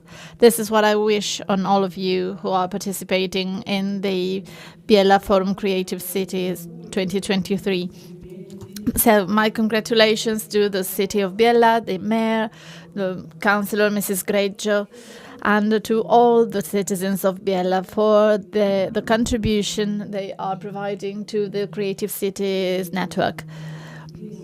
I thank you for this moment. Many things have already been said, and many themes will make the object of reflections. This topic is very crucial. Water is one of the four elements, maybe the most feminine, seen as a generation force for life, as a spiritual element, and at the same time a material one, as a place where the spirit hovers, the great waters. This should recall us a deep respect and also care and attention and observation of the water movement, their silence, listening to their subtle sound. I am not going to add a lot of words to everything that you said before, only my appreciation for everything that Biella and its citizens and administration are doing. Congratulations for protecting this important heritage for humanity. Now more than ever, it is important to be UNESCO, to join, have our say, and state our deep link. I am greeting you with a lot of affection, and I promise I will be there on a future occasion. Let me say goodbye in the words of a poet, José Ángel Valente, who said, "Son with sea you are. The sea is inside you, drinking the sea inside you, because waters can never end. With this perspective of infinity, let me wish you very good proceedings and awareness. Grazie Francesca. Thank you, Francesca. As our president, Mr. Barnabé, reminded us, and as I said in my introduction, we had a very important meeting 1 week ago in Venice at the Biennale. It was not just the value of the meeting in itself. When we put our network in touch and in direct cooperation with the most important cultural institution in our country and one of the most important in the world. It was also the topic, the subject, what matters. That is to look at memory, protect and keep memory to plan the future, to create and design those policies that can change our cities. And it was an important moment also because creative cities started working together, despite some contradictions and some difficulties that they took that cultural and operational step, and they reached the maturity that lets them present all together in a different and greater awareness. So with this momentum, I would like to now leave the floor to Gea Dazzi from the from the city of Carrara, representative of Carrara Creative City, to speak of the things that we mentioned before. And I thank her for all the things that Carrara did. Let me remind all the speakers that our time is limited, so they are allocated 8 minutes each. Please, Gea. Thank you. Good morning. This is still the morning. So good morning, everybody. I would like to thank the city of Biella, Barbara Greggio, for her invitation. Once more, we are given a very good opportunity to prove, as Vittorio Salmoni said before, creative cities really are trying to work in team and to convey their ideas and projects in a single identity that can maybe strengthen our mission.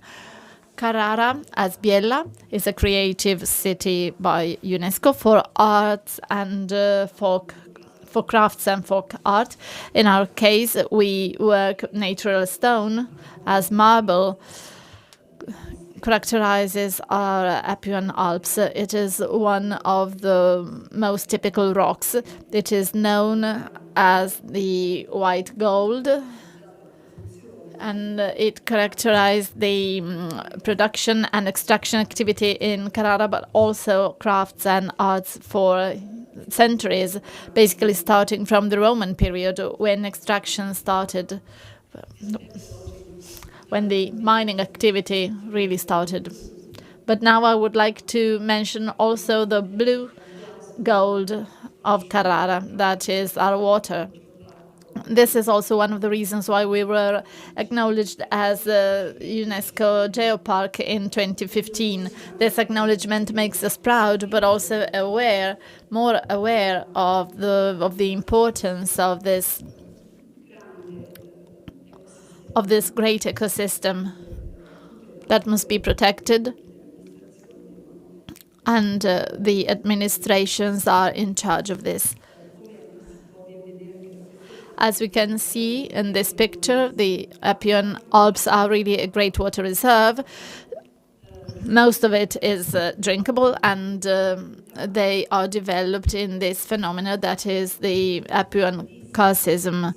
Very deep caves underground of the karst underground. This environment is very peculiar for the biodiversity it contains and also the geodiversity. Such deep karst phenomena become especially important according to what the water provision, the provision of drinking water is a huge tank that is very precious. In our country, more than 40% of drinking water resources come from karst springs. And this resource is going to increase also according to FAO data. In particular, our Alps also detain some records in Italy based on this karst phenomena.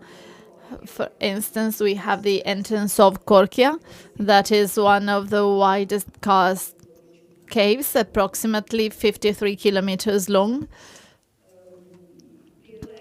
It is also true that the Apulian Alps are affected by centuries of mining activity, which represents an urgent issue. How can we protect this very important basin that is linked to our identity, but we must protect it for future generations,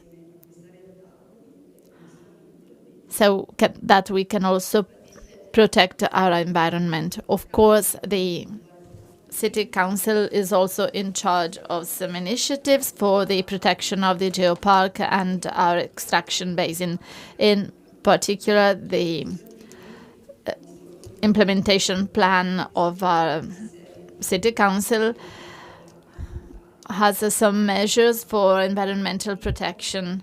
In the first point, 8 goals are listed for landscape quality, and Article 4 includes a discipline for the environment. So it really deals with the protection of springs, wells, waters, and superficial waters, working waters, and also the protection of the quarries, drains, and wastes, and also the management of the powder that is produced, that is calcium carbonate, which is put into the environment. And a lot of associations and environmental protection foundations are worried about this because it makes our stream a different color, so they look dirty. A lot of analysis have been done. They are quite controversial. Some people say this is not particularly pollutant. What is certain is that it is necessary, and it is clearly said in our document that these streams must be clean and that we don't want any accumulation or deposit. So we have to clean the excavation areas.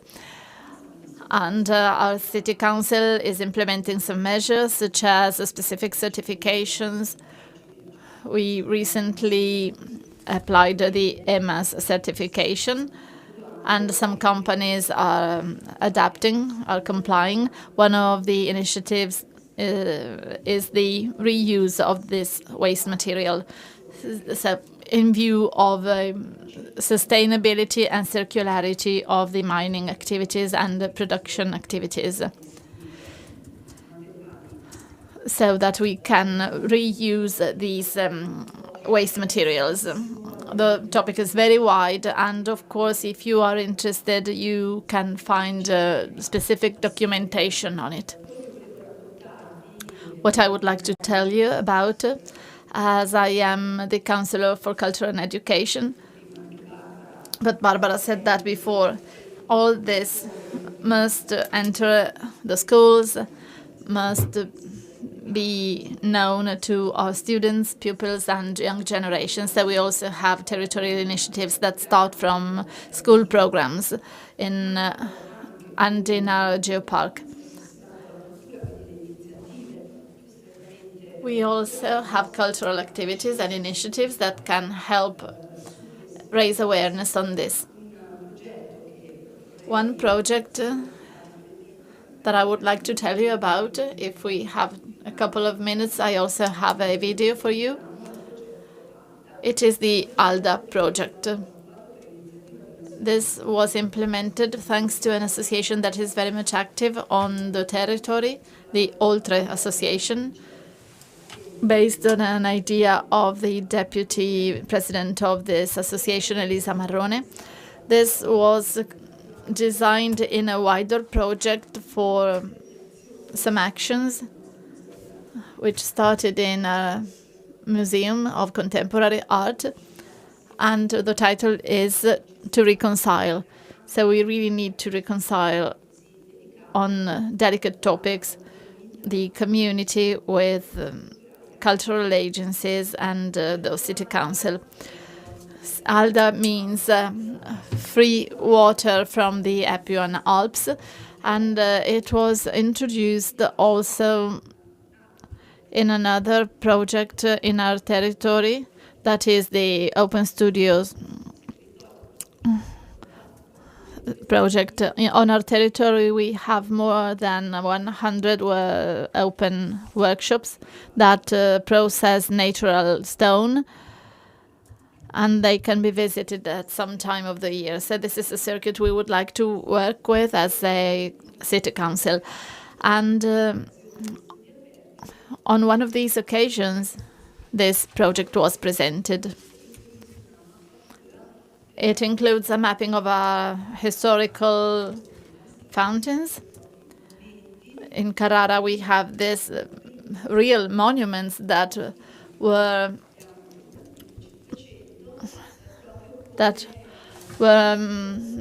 done by our prince in the 16th century as urban decoration. They were done locally, and these are real sculptures. But what the ALDA project wanted to do, apart from highlighting these valuable monuments in our city that you can see mapped here, was really creating this water bottle with an intention to make people find them, and with a QR code that is on the bottle, tourists can immediately find these fountains to get water, drinking water. This water is also very pure. It requires very little purification because it already has a very good quality.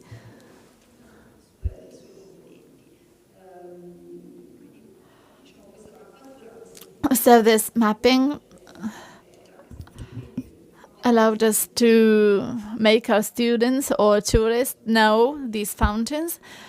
Although they pass in front of them every day, they might not be aware of their history. So they can be aware of where the closest water point is. And this water is free of charge, of course. And they can also know some legends about these fountains. And they also have some importance in literature, even connected to Dante Alighieri himself. Just let me add a note on these public fountains. Although there is a tap, we open diversified fronts. So some people think that this is also a waste of drinking water. But we actually believe that drinking water is not wasted with public fountains. Many important cities and even UNESCO cities have implemented. I know that Turin and Milan are spreading the delivery of drinking water. They actually have an important function. They release the pressure from the water system in some points of the city. So there's a huge use of public water. And they also purify water because they avoid deposits. So they really optimize our water.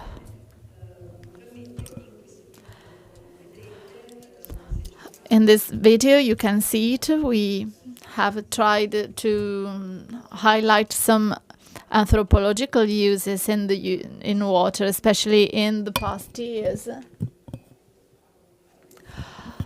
when we went to the fountains to collect drinking water. I have some memories when I was at my grandmother's place in a village.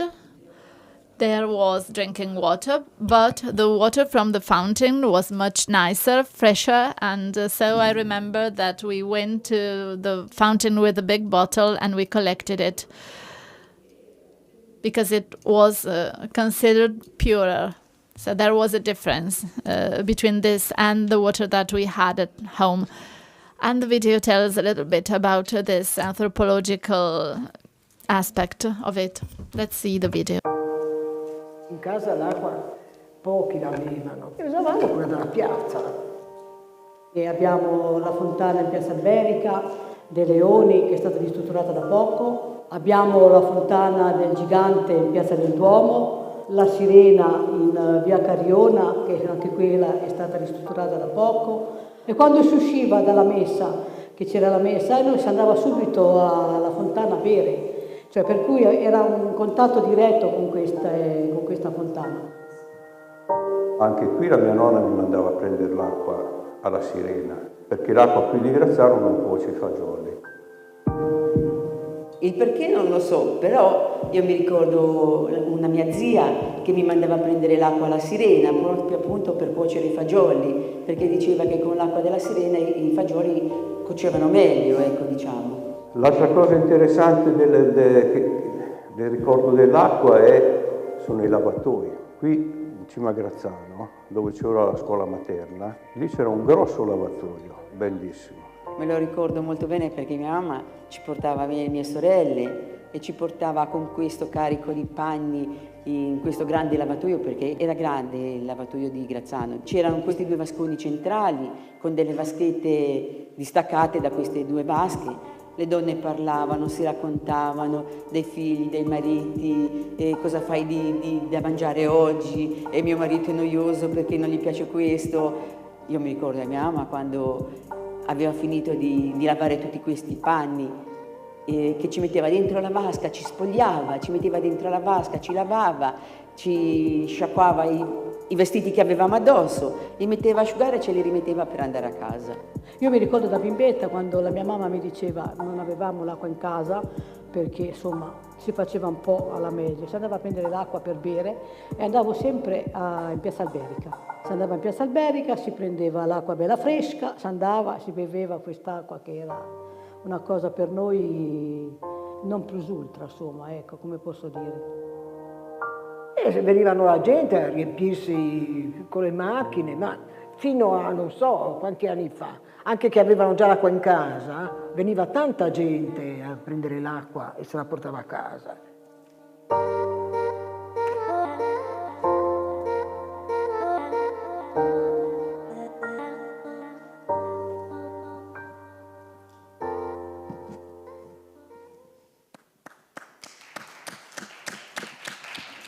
A proposito di memoria.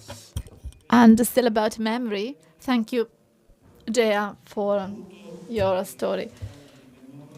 So about memory, when we speak of archives and memories, we do not just speak of the historical, cultural, civic archives. We also mean the popular memories, such as in this case, or company archives. And here we certainly have a lot of them, collecting the production and the way it evolved over the centuries. Now I would like to leave the floor to Como, represented by Enrico Colombo, the young councillor who was already noticed in the Creative Cities group, because he is someone who's very attentive and stimulating, and I think he will be an active conscience of our group. And then Maurizio Moscatelli, I don't know how you want to arrange your speech. The time that is allocated to you is the same. Thank you, Vittorio. I wish you a good day, everybody. Yes, we will alternate. I will be more descriptive of the project that we launched in Como, growing as a creative city, and then I will leave the floor to Maurizio. I would like to thank Biella, first of all, for this opportunity. we councillors look at our cities as if they were an old small world, and so we relate to some characters of the traditional Italian culture. We see our territories as something that is our own, as if it was the center of our world. We have the city of Como, of Alba, of Carrara, but when we have this kind of forums, it is crucial because we can finally lift our look from our everyday activity, and we can widen our relationship and interact with colleagues from other cities. And then we go back to our community with with something that makes them grow, and so that we know other excellences. Concerning the path that we took in Como, well, together with Modena, we are the youngest creative cities, and we are also the first that were appointed after the pandemics. So, and I think I can say the same concerning Modena. We also feel that we are responsible to launch again the role of creative cities. So much so that we are leaving the pandemics and lockdown that really affected the companies and the society. And so the essence of a community really struggled. I mean, the essence of human relations. In Como, we are applying these two words, being and growing. Being means creating that sense of belonging. We want to rediscover the excellences that determined our training and the formation and the urban development of our reality throughout the years. City was founded in 69 before Christ by Julius Caesar, and it was crucial in the course of history. Just think of Plinium. Our city gave a lot to Italy. I'm just thinking of Paolo Giovio, who invented the museums the way we conceive them today, and then Alessandro Volta. But Como is a creative city due to one of its excellences that we've had for many centuries, that is silk. From the 16th century, we have been trading our fabrics not only in Italy, but in all the world. This is why we are very proud as a silk city, and we are very proud of our folk arts and crafts. Silk was crucial in our social and urban development, and silk is intimately linked to water. My city is based on water. Not only because of the lake, but all the streams that feed the lake and that fed our silk companies. So without this link between the production companies, business and nature, we wouldn't have these changes in the urban context. My city, as other cities, owns its fortune to water, but the relationship with water is a controversial one. We are made of water for 70%, but still we live this conflict with water. Water made the silk industry foster, but it also means the plains of the lake. It means overflowing, it means floods, and sometimes it is dangerous for our citizens. This is why we have this controversial, conflictual relationship. It is nice for us to participate in this debate. Water is so valuable and gives us so much, but at the same time, we have this clash or this conflict with water today still. I would like to close my intervention by leaving the floor to Maurizio, who is going to explain our project linked to green water and textile landscape. Thank you, everybody. Maurizio, please. Sì, grazie. Intanto anch'io buongiorno a tutti. Good morning, everybody. Thank you. And before telling something about our experience in Como, I would like to share with you just two topics that emerged from the previous interventions. The first, held by the mayor, the ministry, and Mrs. Soldini. The first topic I would like to share with you is being aware that water represents a strategic resource. Of course, we know that, but this awareness is matching with the aware of a problem in managing it. And Mr. Maggia remind us that the quantity of water that we use for different purposes, corporate or agricultural purposes, represent an amount that is lower than the quantity that the nature is regenerating. And being aware of this, we know and leads us to take our own responsibility as citizens and as institutions. And I think that that responsibility should be taken into account also in the plans and in the projects that as creative cities we are carrying out. The second reflection that I would like to share is an appraisal to the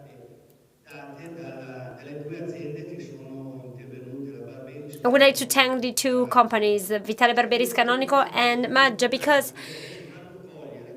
they allow us to catch how the corporate system and companies, especially the ones belonging to our typical supply chains in Como and in Biella, which belong to textile industry. And by the way, Biella, city of wool, but Biella historically was the city of silk, and historical Como, historically before being the city of silk, was the city of wool. In Como there is a street named the Street of Wool, so that these two cities gather within the same history. And according to the companies that intervened before, they highlight the change in the culture of doing business that at the beginning of the fifth industrial revolution that accompanied us during these 2 centuries towards an industrial development. Today, they are proving and testifying a new strategies for the future, and I think that this is positive because they testify us a new system, a new paradigm that should be taken into account as far as responsibility is concerned. Having said that, but to me it was important to highlight. I will try to sum up and to keep up with my slides. And from these slides, I will try to summarize those concepts. I would like to start with this slide, and there is a subtitle recalling the need of promoting a center of competence for the management, the sustainable management of water within textile industry. What center of competence means? The concept and idea results from the typical question that you make when you start projecting something. Okay, who does this? Who does that? In the complexity of this system, we know what to do, but what about who does and develops all those tasks? The title comes from the need of and the aware of manage these complex system. Nowadays, the problem that we are facing is about competencies. And I would like to describe the project. For sure, I will skip these data. And I will share this video with you, where you can understand what I'm thinking about responsibility. The industrial water main, they come from far away. Ensuring water supply for industrial purposes. We guarantee the water supply, free balance, and the healthy status of these water cliffs, so that the industrial water main was born. And in 1989, it started distributing the water of the lake to the companies of the territory. It feeds the pumping station, and thanks to the 5 pumps, it reaches 1,500 liters per second. The water reaches the tank Vai with 2 pumps. The first one goes until Ragno tank, while the second one feeds the pumps reaching all this territory up to Montofano. And from Ragno tank, the highest point of the tank, the water reaches all these villages. Also thanks to 2 tanks in Villa Guardia and in Cassina Rizzardi. Then these pumps merge together, shaping a ring, which keep the 2 pumps separated, so that they could not block the feeding of different users. The whole network of the water main has sensors and devices to measure all the levels of the water. All those values are monitored by the control unit, where they analyze and assess the data on a remote control. If a mistake occurs, a message is received, and then they can intervene. The industrial water main make available drinking water, but also support the companies using it, save energy and save power, since the temperature is lower. So they can streamline the process through all these remote systems to control the water. We are ready to face the future challenges, protecting the environment and enlarging our plants.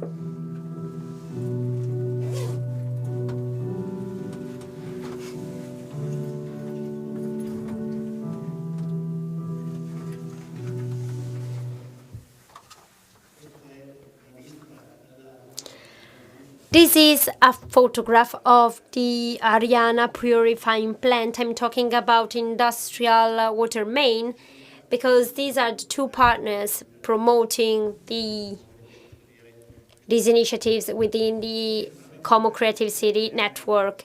To me, it is important to highlight what I was saying before, so the concept of responsibility, that, as you can see, is not something that is arising today, because environmental sustainability is something that belonged also to the past, managing and managers of the 70s. We are recovering this concept, and we appreciate this fast-sightening of those managers. We are talking about those plants that, as you can see, are quite old, but they undergo maintenance operations. So that responsibility should be then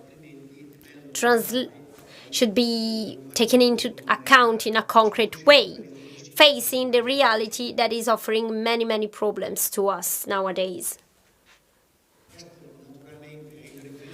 This is the reference of our project.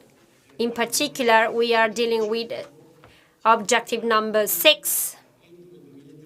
And by 2030, according to this report, We are working to improve the quality of water, reducing pollution, eliminating discharge and wastewater, reducing the issuance of chemicals and harmful materials, halving the percentage of untreated wastewater, and increasing recycling and safe reusing globally. We have already heard these words from the entrepreneurs. I identify myself within these kind of concept, but of course, we are working, trying to face and to meet this responsibility. This is the system of common mechanism. I think that is not that different from Biella's one. As Councillor was talking before, this is a great opportunity that we can take from the lake in Como region, but also in Biella's one. Water enters, but also fabrics and chemicals enters. So sustainability is comprising and including all these concepts. We are focusing on water, but we perfectly know that this system is implicating other elements, so that we should reduce pollutants in general and streamlining the management of those systems, so that we are dealing with companies producing products, high quality products, but also producing emissions to the atmosphere, wastewater, sludges,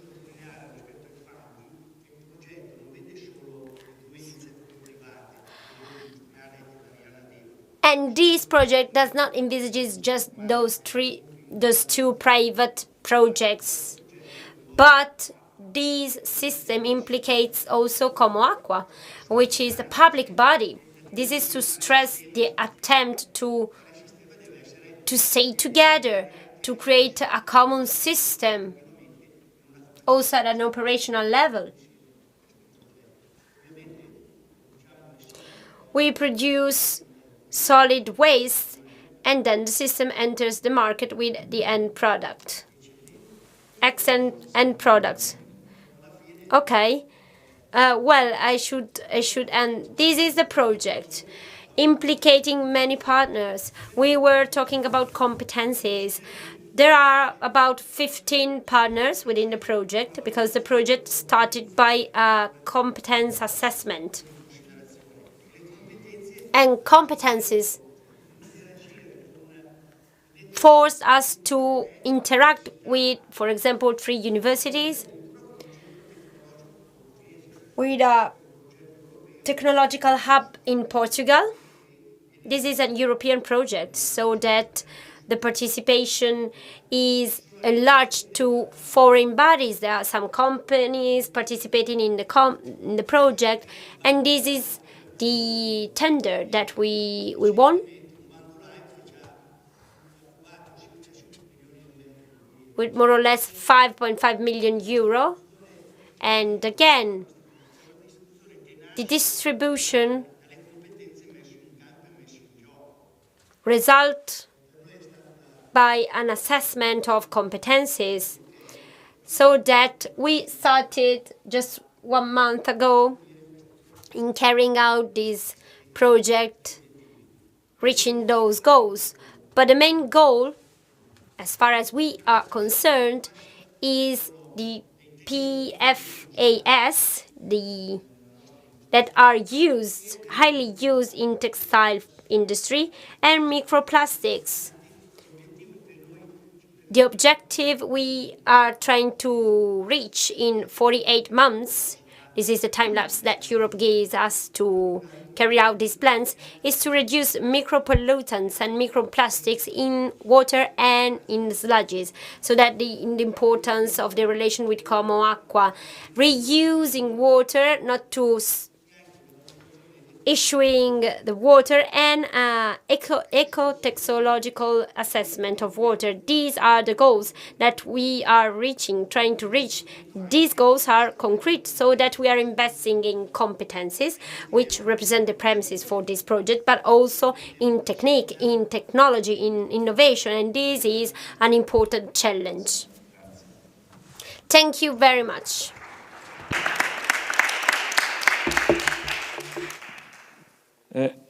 Sì. The contribution of our cities is enriching more and more.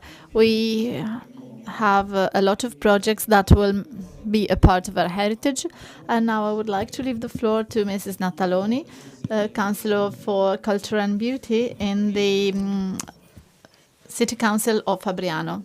Is she here? Oh, yes. Yes, I am. Oh, here you are. We can see you. Sure, please. I would like to welcome you all on behalf of the Mayor of the City of Fabriano, and I especially thank the City of Biella and Mrs. Barbara Greggio for this very stimulating meeting. We are called to reflect upon very topical themes. I have carefully listened to all the speeches. To speak of water and sustainability, these are issues that we are all faced with. Fabriano has a unique relationship with water, as Fabriano started on a river, and the name Faber Janus actually reminds us of a carpenter who was on the river Diano and beating with its hammer. And on the river, also paper was born. Paper is also a typical product of Fabriano. I am sorry that I could not show a video, but actually a sheet of paper is born in water. And you can see that with a level we can lift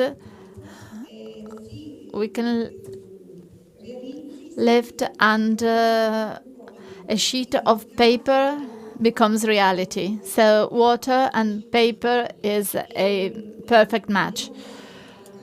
Paper is the most sustainable element, the one that has the lesser environmental impact, especially when it is handmade. We spoke of paper and sustainability at a recent event with UNESCO, Paper and Culture, last September, where paper was the protagonist of the topic of sustainability.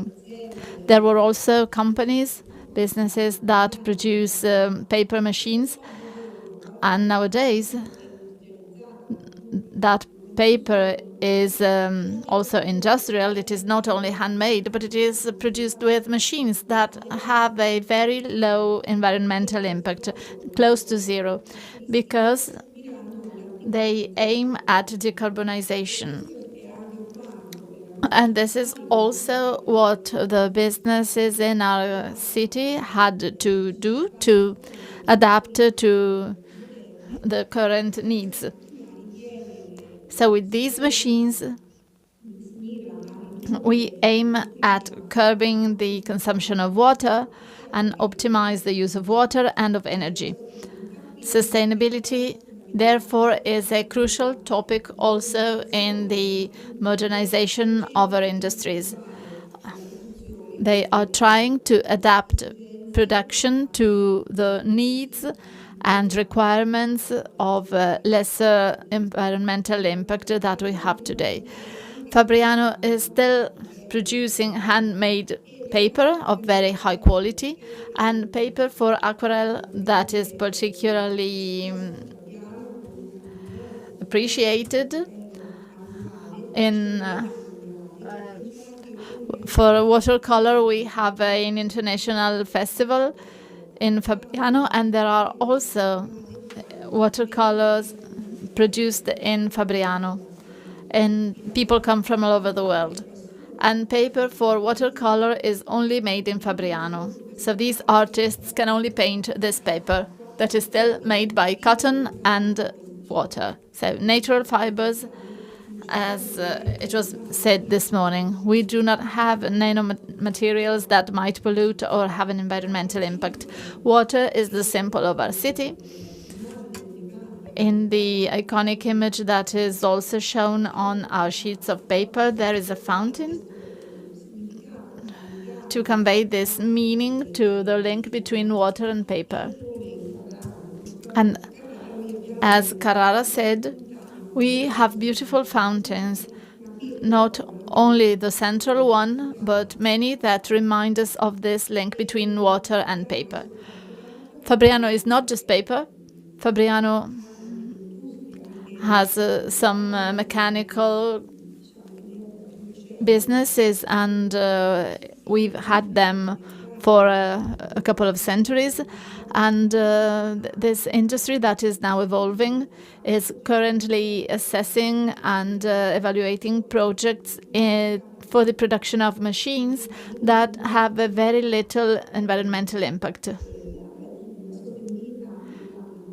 So water and its sustainability can also be applied in the field of mechanics.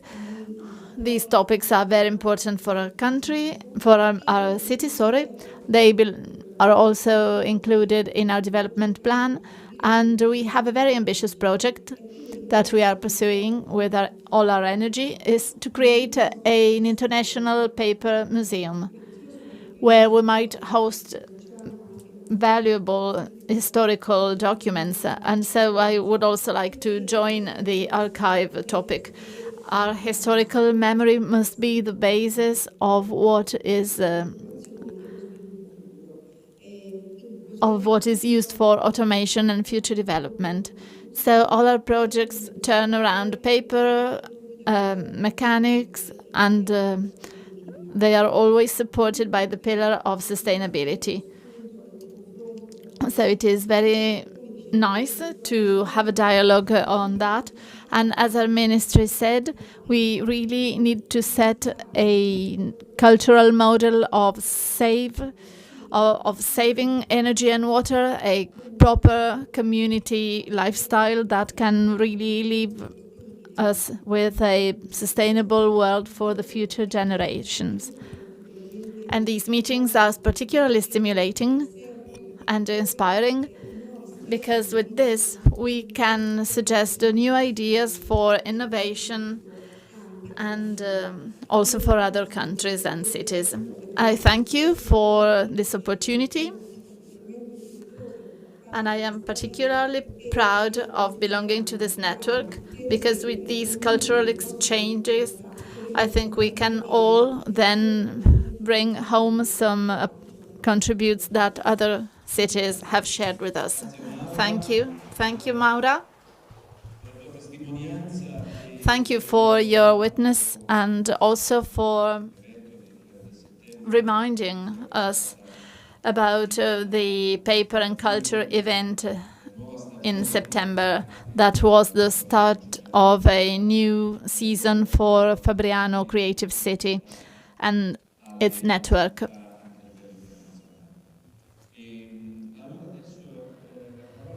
And now I would like to leave the floor to Mr. Vimini, Deputy Mayor of Pesaro, Creative City for Music, not only because, as you might know, on the 1st of January 2024, Pesaro will be the capital of Italian culture. Yes, thank you. Thank you, Vittorio. And of course, I also would like to thank Mr. Corradino and Barbara for their enthusiasm in Biella and in giving new ideas to this network, and also for this new appointment here. So thank you for this wonderful hospitality. Creative cities. Well, we are cities, first of all. Cities as a network, as a system. It was well reminded by Mr. Soldini from the boat. So the city is also a big boat. We have a feeling of belonging, of sharing. We share anxieties and hopes and perspectives, but we are also an open system, but a closed system sometimes. So we are all responsible, and we must feel like that. All our citizens are responsible and have individual responsibilities. This is what we do in our cities to counter global warming, starting from the emissions. Today, we are not speaking of urban regeneration, but in the case of Pesaro, we have two actions, one that is very much layered, that is called Bicipolitana. We have exported it to other cities like Rimini and somehow also Paris. This is a resilient network of bike tracks with colors and real sites that are interesting in the city, and this has reduced the use of cars. So every year, together with Bolzano, we are the cities that make the most use of bikes. One resident out of 3 in Pesaro uses the bike all the year round, and this actually influences the use of the reduction of emissions. And so we are also working to reduce that 1% contribution that Italy gives. So those cities must also find innovative ways to reduce that. And in some projects, we have also introduced an element of innovation, at least in the city center. We are a Roman-based, a Roman-founded city. We have the Cardo and Decumano. On the Decumano, we have important public buildings, a very old, very ancient library. And we have this experience that is called carbon-free Decumano in the city center.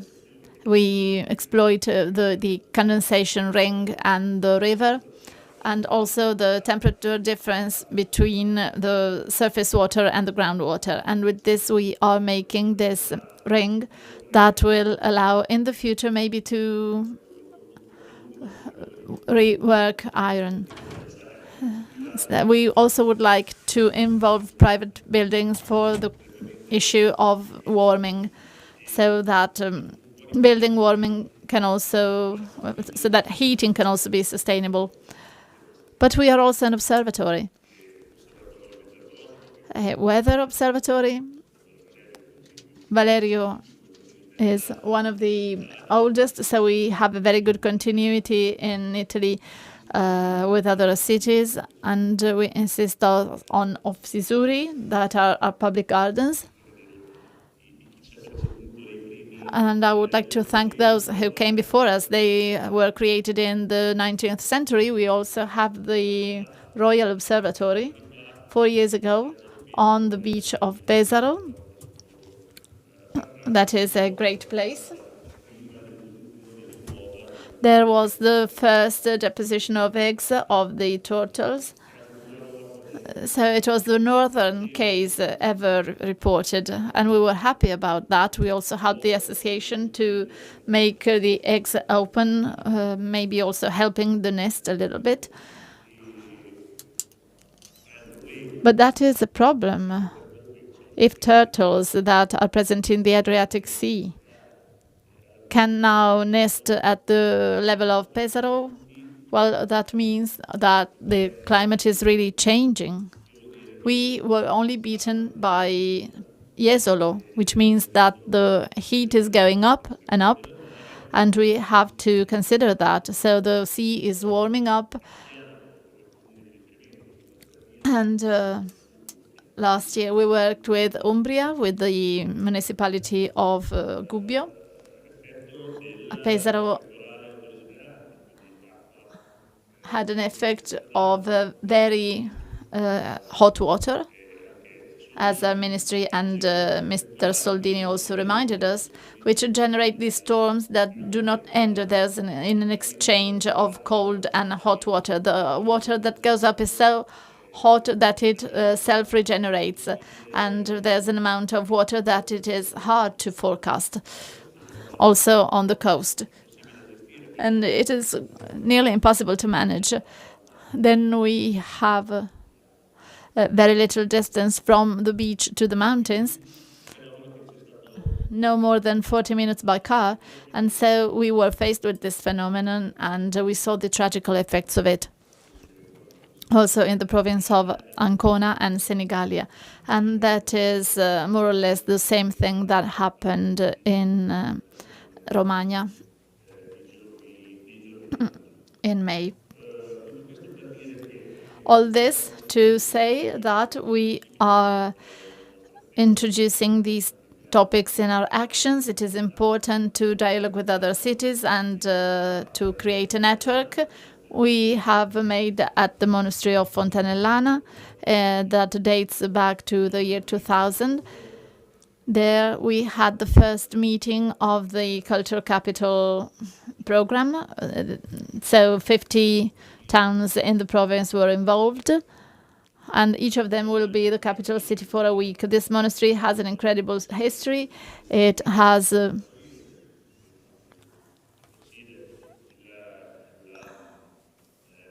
it owns the text of the Commanderly's rule, and it is a candidate for a UNESCO acknowledgement. For many years we have tried to explain how forests should be treated to have a benefit for humankind, but also for them to regenerate. And this is something that we will also do in this program. There we also have a project that is called the Capture of Culture. So we will also deal with the landscape, but with sustainability. So the goals of the 2030 agenda also have to do with it. We also work with technology, like digital technologies, but also ancient technologies, because we want to restate healthy principles for sustainability. We have 50 towns, apart from Pesaro. Another important town is Fermiano. There we have some sort of university seat. So also in Fermignano we have important teachers and a former wool plant, a wool mill, Carotti, which at the beginning of the century was reconverted into one of the first hydropower plants. I would like you to show the image of it. You see this village is also very charming. Apart from this chimney, and water is not feeding the mills and the machines, but a small power plant that makes half the village work, that is powering half of the village. And inside it was transformed with a very good refurbishment into an art center for contemporary art. So during these days we have an exhibition by Toccafondo, and so we have been working on the mill, on the factory. This is something that can provide an idea of what it is. Maybe we have some more pictures. No, we don't, but anyway, it also hosts an award-winning ceremony that we organized with the Academy of Fine Arts from Urbino, but also in London and Cairo, to give space for young artists to receive a contemporary art award for their productions. And I would like to end on another note: sound archives. And how can we tell about climate change, the impact of the forests? And for this, I would like to show a video to tell you about our chronosphere, because this will also be one of the main topics of the cultural capital. So we only have a 1-minute video about Sonosfera. Sonosfera, un anfiteatro tecnologico per l'ascolto profondo di ecosistemi e musica. Unico al mondo, e brevettato a livello internazionale come spazio mobile. This was patented internationally as a movable space. The audience will be in a transparent chamber, 45 spaces in a sonometric dome that is acoustically perfect, and it can reproduce the sound landscape with very high definition, with a projection surface all around at 24K. Fragments of extinction in the climate clock is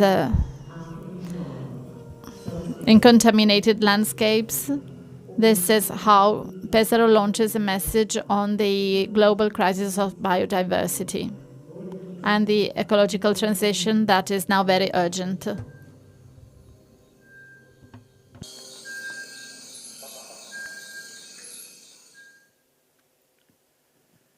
Qui ci siamo posti il tema, del contributo di una... We are suggesting the topic of a UNESCO city to music in this debate on climate changes. Starting from the work with our conservatory, we have an electronic music workshop that was started 54 years ago, and so we work together with painting and music, and we have some recordings of forests and uncontaminated areas. With a microphone, we could record the sounds, and reproduce the same, replay the same experience. So we have dozens of sounds that can be replayed, and they will probably disappear one day. So we are recording animal noises that are probably disappearing right now. And it will turn also into a great message. It was opened in January 2020 in front of the European President, Mr. Sassoli, and this museum can also be disassembled and taken to other cities. Then we had to stop, but now we are going to launch it again in view of the year 2024, and also because we will be the Italian capital of culture. So I make a call to other UNESCO cities, not only concerning music. This can also tell about other things. We can record ecosystems, orchestras, existing music, but it can also be used for electronic compositions. We had a first world contest last year that was spread in the UNESCO network for electronic music for Sonosphere.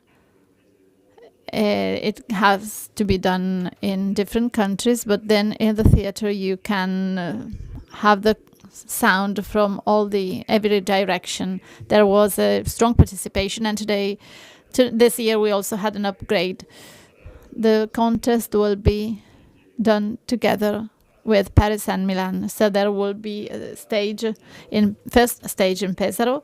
We will select the finalists in Paris. And then in March, we will have the award ceremony and final concert in Milan, and it will also be done in Paris. So, speaking of crafts and arts, maybe we have some electronic musicians, and I extend this invitation to you. The contest was launched some days ago, and we still have a few weeks to send our compositions. Per finire abbiamo il contributo del nostro... Our coordinator, as Fabriano Creative City, the coordinator of the cluster Craft and for Hulk gathering Como, Biella and Fabriano, so that I would like to have the connection with Mary Hammond. Thank you for inviting Paducah to be part of the Cities Forum. I'd like to share a little bit about Paducah.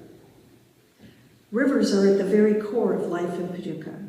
The city is dependent upon the rivers. Paducah is located in the center of the country. Just picture Chicago, go south to St. Louis, then Paducah, Memphis, and New Orleans. All are connected by the rivers. Paducah sits at the confluence of the Ohio and Tennessee rivers. Just a few miles either direction are the Cumberland and the Mississippi rivers. There are 2 locks and dams that form 2 of the largest man-made lakes in the country. Kentucky Dam on the Ohio River is also a hydroelectric plant operated by the Tennessee River Valley Authority. The lock at the dam is essential to river traffic. Towboats with barges carrying grain, rock, fuel, and other commodities travel through the lake and join the Tennessee-Tombigbee waterways that ends at the Mobile Bay and the Gulf of Mexico. Kentucky Lake has 1,500 miles of shoreline.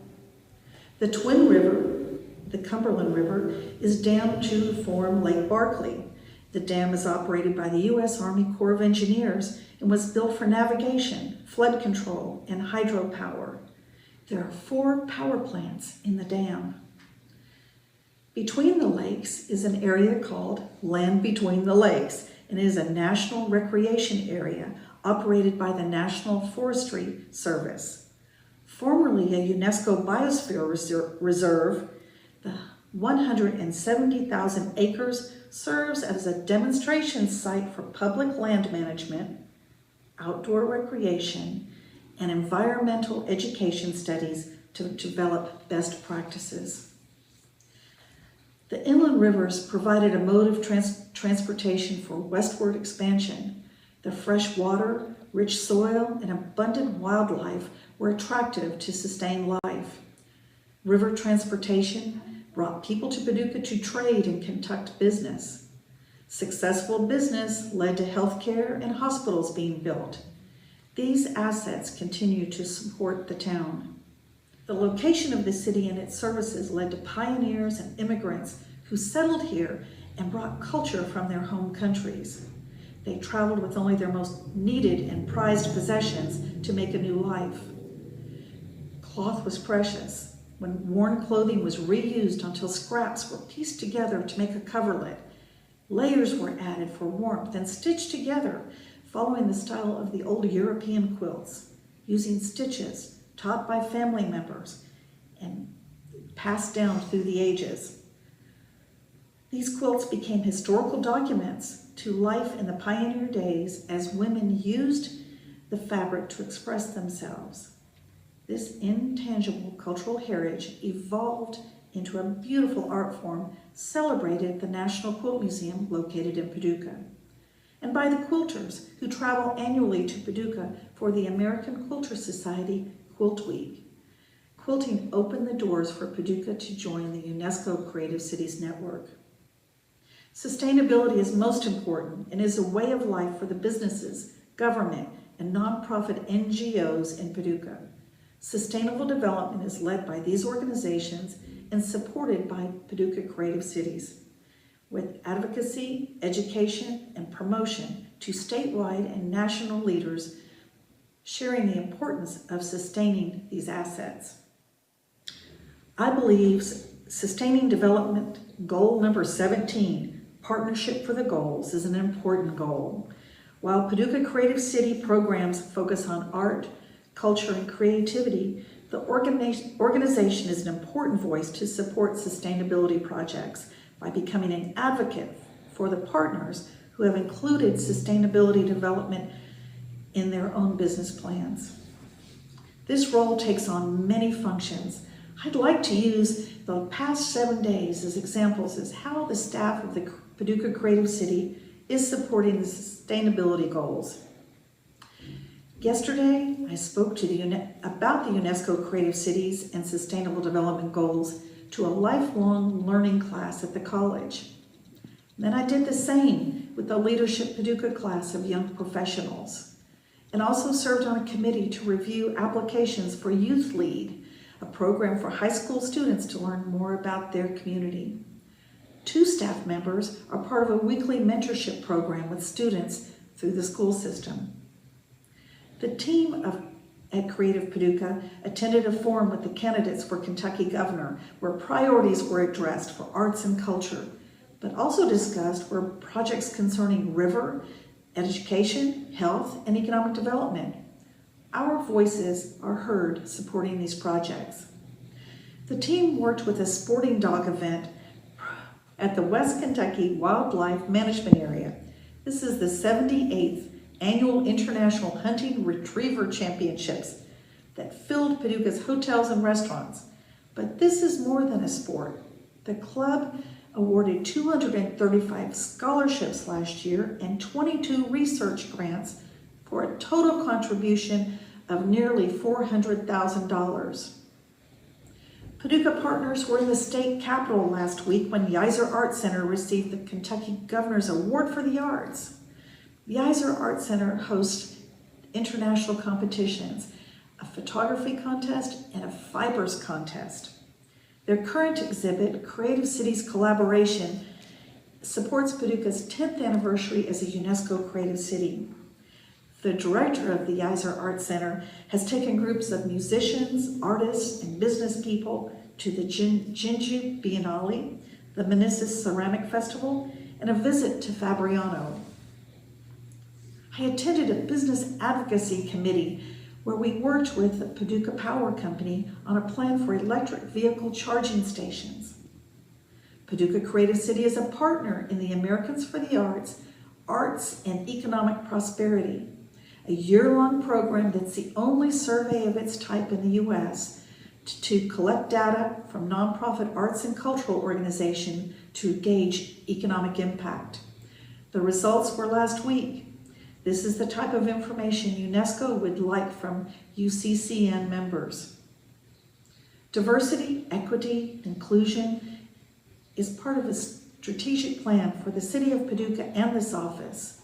We hope for accreditation through Travel Unity next year.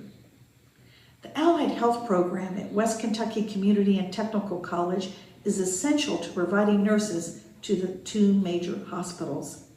Recruiting medical professionals has become very competitive. I attended an event marking growth and forward movement at the Allied Health Building. We hosted an international media person last week. A magazine writer from Sweden was taken to the Hotel Metropolitan, a pre-desegregation hotel restored to tell the story of an African-American hotel that hosted Black musicians, travelers, professional sporting teams who were not welcome in other hotels and restaurants many years ago. Today, my team is filming Creative Conversations, a 30-minute show on public access television. The show is filmed once a month and scheduled 3 times a week. Creative Conversations is used as a voice for Paducah's Creative City program and tourism. We met with a marketing firm to discuss how to promote the city in a changing world.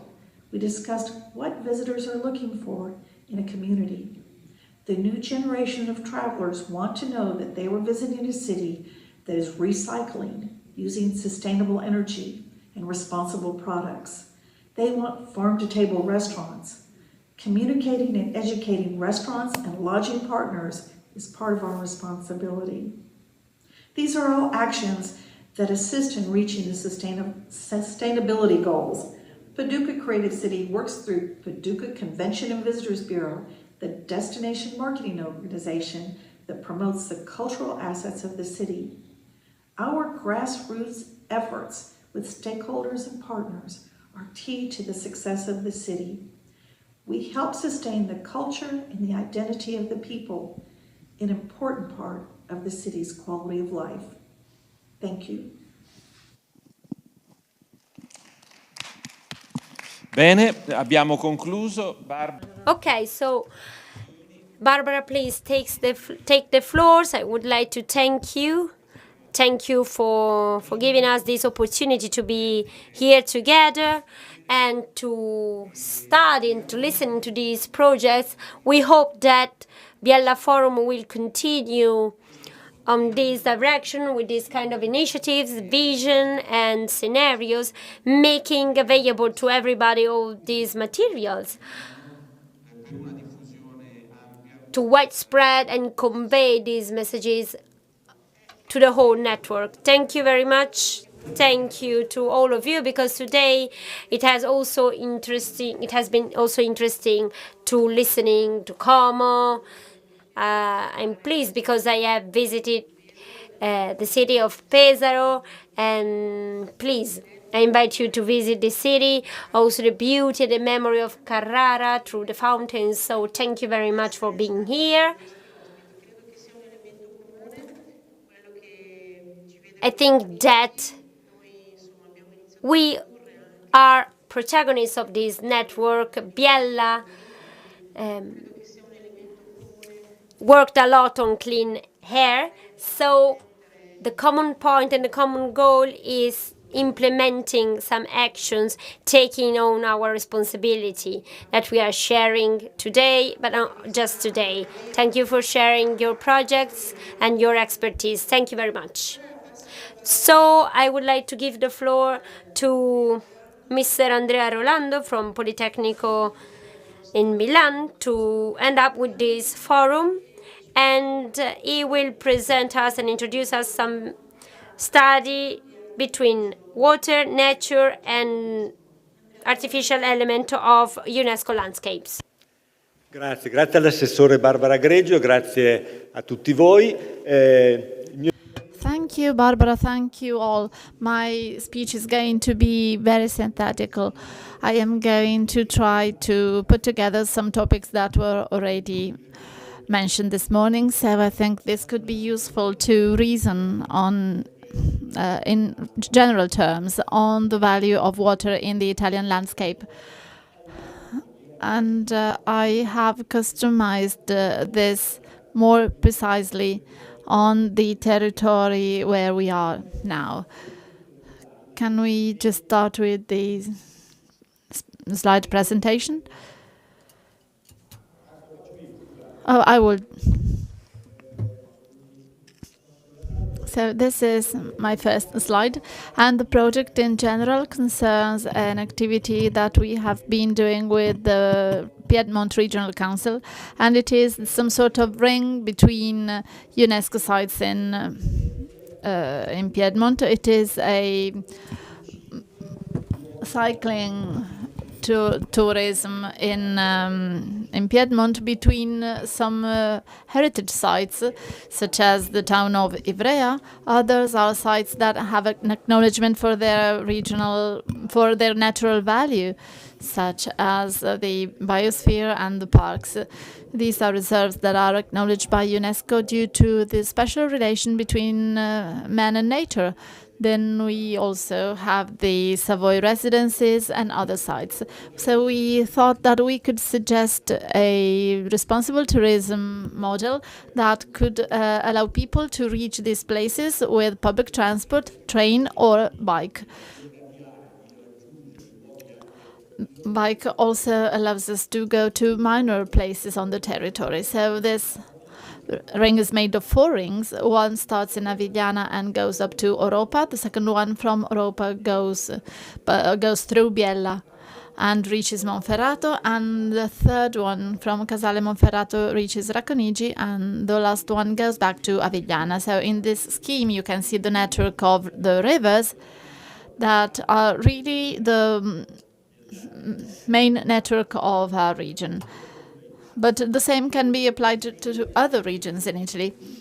As you can see, the Savoy residences that are assets of the UNESCO heritage are really upon the rivers. Just think of Turin with the Moncalieri Castle on the Po River. The very same center of the town is next to the river, but also Racconigi is on the river Maira, as Stupinigi is on the Sangone River.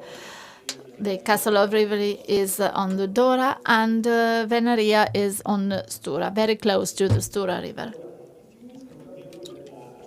So rivers really are the main structure of this landscape. And these 4 rings cover approximately 600 kilometers. And as I told you, they can be run in a single day. If you want to start from Milan or Turin by train, you can reach one of the many stations that are along the journey. This project was done by the Politecnico of Milan with the help of Visit Piedmont, and you can find a lot of information on this website. Yet the idea is a territorial project. I'm an urban planner. I am not a tourist expert, but I make use of the bike to enter the territories. And this is a territorial project that tries to promote a responsible approach to tourism. So this was meant as a ring between UNESCO sites. So UNESCO sites are an anchorage to these journeys, but what we are interested in is the marginal territory in between, the space in between these sites. So we have made the same model in several parts of Italy, between Apulia and Basilicata, between the Adriatic and Tyrrhenian Sea, from Ravenna to Cerveteri. In Sicily, lately we have been doing this in the Madonia area, and in Piedmont we are working and we want to do something similar in Lombardy. So the model can be duplicated. This is the approach that we want to carry out. Going back to water, let me just quote the path between Apulia and Basilicata. There we are using as a backbone the water system that actually brings water to all the landscape in Puglia. And this is always underground. And on the surface, there can be a bike track that is also used for maintenance. But now it is also promoted as a cycle tourism journey. And it goes close to Castel del Monte, which is another UNESCO site. So we have done this experience, joining UNESCO sites, the infrastructure that was there, and hypothesis for connection. So you can also reach Foggia by train. You can go through the forests of Umbria from Monte Sant'Angelo and then go down to the plain, and then you go up to San Sereno della Battaglia, and then to Spinazzola, and you can make use of the water system up to Alberobello. In a different context, water is also one of the crucial elements. And we have this beautiful picture of Giulio Ciambellotti that shows the Apulia water system in Bari, as if this water system was a tree. So the water system spreads among the olive plants water, and it is an extraordinary work that is really interesting from an engineering point of view. Here we have the Piedmont Ring that touches all these places, but you certainly know them all. Just a couple of words on the concept of what we are doing. So we want to put the marginal space at the center, the space in between that is not empty, it is full of meaning. So when we are not in a UNESCO site, the space is not empty. This is actually a space where we can have a think. We can stop and think and be astonished by the places and give values to these spaces in between. Bike tourism has the advantage that we can actually incorporate the landscape, and we can absorb the values of the places we go through. And we can activate a process of located knowledge. So this is a value, the one that we are fostering, that can promote a proximity tourism, active tourism, but a tourism of knowledge. We are convinced that by knowing the heritage of our landscape, then we can value it and valorize it. This is why we think that the territorial project is a very powerful one.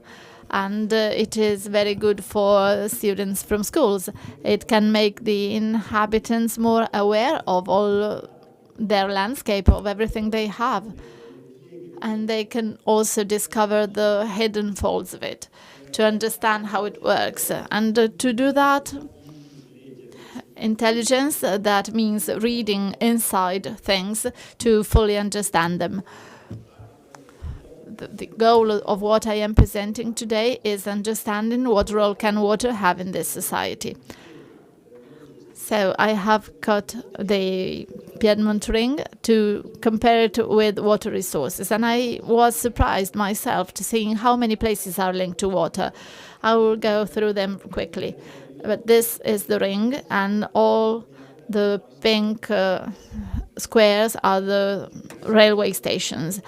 But it can also be reached from the airport of Caselle or Malpensa. So we have dedicated tracks so that each city having a railway station, also if not inside the ring, but also Novara, Alessandria and Verbania are connected to the UNESCO Central Ring with dedicated tracks. Then we have a list of topics that make you understand that the UNESCO topic is actually linked to other cross-cut aspects. Historical architecture, but also engineering works are very important. Literary landscapes, Sebastiano Vassalli, Beppe Fenoglio, or Arpino, or maybe local writers made the landscape richer. The culture and history of the agricultural landscape, of the industrial landscape, which is crucial in Biella. There are factories, families, stories that are very important and that accumulate in the landscape and make it particularly rich. Then we have the topic of contemporary art. In Biella, we have very interesting initiatives. We have some in Turin, in Alba, in Novara, Casal Beltrame. Many places that with these cross-cut aspects might really be a chance for theme activities. And we also have seasonal landscapes. This place does not only live in winter or in summer, but we have peculiarities of the landscapes in several seasons, like we have the beautiful leaves in autumn. We have the Burcina Park that is with its spring flowers. We have the paddy fields and we have some beautiful flowers in the area of Cuneo. Some places are very small, but even the narcissus in the plain of Curco, things that happen at different times of the year, and we can make an aware use of them. And now we will see some pictures just to make my speech less boring and to relate these topics to places. You must all know them. These are places of the province of Biella, but the bike track that we suggest actually touches them all. This is the Po River in Turin, but also Tanaro in Pollenzo, the Dora Riparia in Avigliana. All these places are linked to the presence of the river as nature, but also as a resource that promoted industrial development. And in Biella, this is very clear. And bike tracks allow us to go to many of these places in a single day. So the bike is not really a sport means, but a technical instrument to reach these places. We have lakes, and we mentioned them during these days. These are natural resources, but they are also extremely important for supply. This image is also a little bit worrying. It is the basin of Piane in Macerano, and you can see how low the level is. The picture is still charming, but we must really think about it, about how low the level is due to drought. And this is a journey that is also a lesson to be learned. Every image teaches us something about nature, about the care that we must dedicate to it. And in this case, these are also basins that are an occasion to redesign the landscape. I'm an engineer and I'm very keen on planning skills and the ability of men to create places that are better than what they found. So we can be critical concerning the creation of snowmaking basins, but they must be managed in view of quality. This is the message that I would like to share with you. Any work can be made if the landscape quality is high. This is something we must always bear in mind, and this is not always true. This is the Po River in Saluzzo, an iconic place. This was one of the test events for the bike circle in Po. Not a single drop of water. You can cross it by bike, and on the bank of the river, water is extracted by tractors with pumps that feed the corn fields. I am not being judgmental because I am convinced that all resources must be used, but this is what happens, and we must be aware of it, and we must understand what the impact of this is. The stream is dry, then we have beautiful places. From a landscape point of view, this resource is beautiful. And here we are in Racconigi. We have a beautiful network of streams and channels. And also in Varallo there are beautiful suspension bridges in between Vercelli and Romagnano. Ivrea is also a very special sport resource, and canals are really one of the most interesting things that we can find along the path. This is the canal of Caluso. From Castellamonte it goes up to Caluso and Chivasso, and it goes beneath the Olivetti factory where the famous Lettera 22 was made. So this is outdoor tourism, but also cultural tourism. This is a place that we might not see so close, again, because this is on the motorway that connects the Berduno Hospital with the last track of the Cuneo motorway. There is a bike track there, and we hope it can still be there in some time. It's being discussed, but there will be a motorway there. So it is an important opportunity to join nature and artifacts, bike tracks and motorways. Of course, you know the Cavour Canal. That is a work that should be in all history books and in all tourist tracks, not only in Italy but in Europe. And we have beautiful canals, and they are very good. Their banks are always very good for transport. But we also have beautiful bridges. This is in Borgo Sesia, but we also have suspension bridges that are very beautiful in Valsesia. Or the remains of Roman archaeology. This is the famous one in Romagnano, or the one that was used for the train in Europa, but also the one on the Po River, the Zorzi Bridge, one of the most impressive works after World War II. But we see as something incidental, but this can also be interesting from a touristic point of view. It is a very beautiful sight to be seen. And it marks the landscape, although it has been criticized for that. And this picture clearly shows the compatibility of art, historical work, such as the siphon of the Cavour Canal on the River Sesia with the high-speed train. And so all these works must be compatible. They must find some intersection areas, and the quality of this project ensures that. Nowadays, nobody is criticizing the Cavour Canal because it was done with a beautiful mastery of bricks and stones. But maybe in 2,000 years we will see the same in motorways and in high-speed train tracks.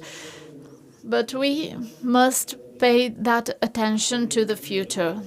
Energy is another topic, and this is a dam on the Caluso Canal that is not only used to bring water to Caluso, but also for producing hydropower. This is Gagliano, one of the most beautiful places in the province of Biella, that also deserves a visit. Or the famous plants in Portalupi in Valdossola. And there was also an advertising spot at the beginning of the center where they said, when you actually turn the light on in Milan, a central plant in Valdossola is activated. Then we speak of beauty and we go back to Racconigi, all these pink spaces, pink areas are silk mills, and also the monumental garden of the castle is fed by all this water. So there was a production, manufacturing of assets and the production of beauty at the same time, thanks to water. And this was also a place of experimentation for agriculture. So new agricultural innovative techniques were experimented. So it is also a place for science and not only for beauty. Or the Villa del Lago at the Mandria in Venaria, and here again water is some sort of lamination basin, a place for balance concerning the water system of the region. Not only beautiful places, but also a production place. Here we went around with the UNESCO Italian Commission. They accompanied us to this place, and we could also prove the feasibility of this project. And now we are developing a new one. Lucedio, you must certainly know it, between paddy fields, and we have another production site close to Biella, that is the Bessa. A very peculiar landscape that can be crossed on foot, by bike, by horse, and it is a very unique place. And water was used for that production. All the small streams were governed to ensure the washing of these cobblestones to be able to find gold. Water and innovation, one last chapter, and then I leave you. Just to keep into account what happened in the flood that devastated the area of Biella and that changed the industrial structure of the territory. So we must learn from history and know that these places learned their lessons and took a new way. So innovation, the innovation that we can see in some places of the former industrial production are now reinventing themselves, and they are very important. Innovation can be seen through history, as in the case of foundations. This is the Sella Foundation and Sella Lab, but also the wheel factory or the Pico wall mill that is the same that you have seen in the previous picture close to that valley where the flooding happened. Then the Pistoletto Foundation, all places that open up to the future. And contemporary art is also an interesting journey. So we have designed these journeys in Biella based on the textile industry, but also on wine. You can see all that area is one of the elements for a new future for the province of Biella. And this is my last slide, reminding you that this ring also relates with this great UNESCO reserves that are the MABs. Monviso, Ticino, up to Grignasco, and the Po Valley. And we also have the landscapes of the Langhe, Monferrato, and in yellow we have all the UNESCO assets. What can we do to close this speech? The relationship with the outer world. Biella should not be closed in itself. It must root its territory in a context. Try and develop communication modes, not only the slow ones, but there are some important ideas. From Biella to Malpensa, you can go by bike. It is a very beautiful track along the canals, Naviglio Grande and Villoresi, and this is Prai, and they already have bike tracks. So we reach the Ticino River. This is another masterpiece of industrial archaeology, and so we reach Malpensa, where we are very close to the Pan Perduto, and we touch very beautiful places that are not so well known by tourists. Okay, it is somewhat difficult to reach the airport by bike. It is not exactly bike friendly, but you can reach it. So what have we learned? that we must not only be able to do, and Biella, the people from Biella know how to do things, but we must also make people know about it. So we have to communicate this knowledge of the landscape and the territory and transform this into an element of production and novelty for the future. And art is also very important. It is not just crafts and industrial production, but real modern art incorporating an innovation process. This also belongs to the DNA of the people from Biella. We have important artists on this territory, and this created a structure that is very important. So this knowledge tourism must be passed on to the new generations. Every week we should take our students to one of these places, and in 20 years this generation will be more aware of water at least. We can do that. Promoting relations outside Biella. Contemporary art is not just here, it is not just in Alba or Turin. It can live out of relations between regions and provinces. So we must carry on these relations between Turin, Biella and Alba. We learned with rivers that water has no borders. Rivers are a flow, and this flow opens communication ways that convey energy and thought. So the real digitalization must be learned from water. Water that breaks the banks and dams and fills spaces that were not foreseen. This lesson seems very important to me. This is the real digitalization, communication. Real communication, I mean transport, trains, motorways, what is really necessary, and we already have very good trains here. Mobility, but especially relations. And this is what is difficult, to open up to other territories. This is something that we should work on. So we study a lot, we have a lot of knowledge available, but sometimes this knowledge is not spread. Maybe not even accepted. It is rejected. So this idea of non-compatibility between training centers and the territory is something that should be developed. And we only have a few. Manzoni said he was speaking to 25 readers. Well, maybe we have less, and we should reflect upon that.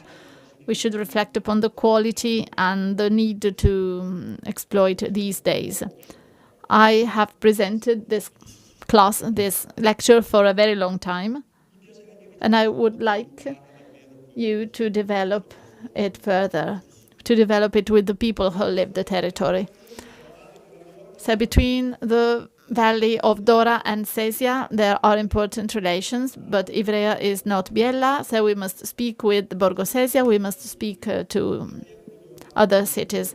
We have Marco Belli in the audience. We had a very beautiful relation project with him to connect these two valleys. And the project is struggling to become operational. We have to take that step, move from knowledge and analysis to an operational stage. We do have the resources, mental and physical resources, both in Dora and Sesia. We also have the Nature and Innovation Park along the Cervo River. Along the river Cervo and Sesia, going down to Quinto Vercellese, to many places in the plain. This is a river park that is the only one in the world. There's no other park of that size and that value, and we can really face that area. And that would consolidate these relations. And the last point is the UNESCO map. We can make use of the UNESCO network, intangible network that breaks the borders, that make Biella speak to Fabriano and others. We can make use of that principle in a concrete way.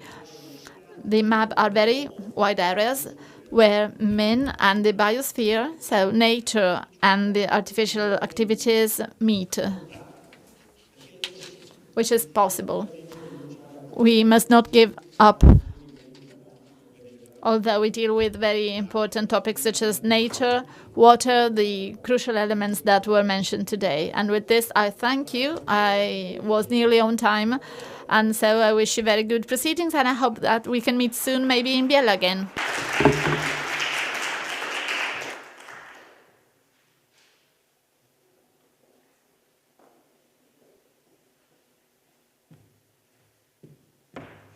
Grazie al professor Rolando. Thank you, Professor Rolando.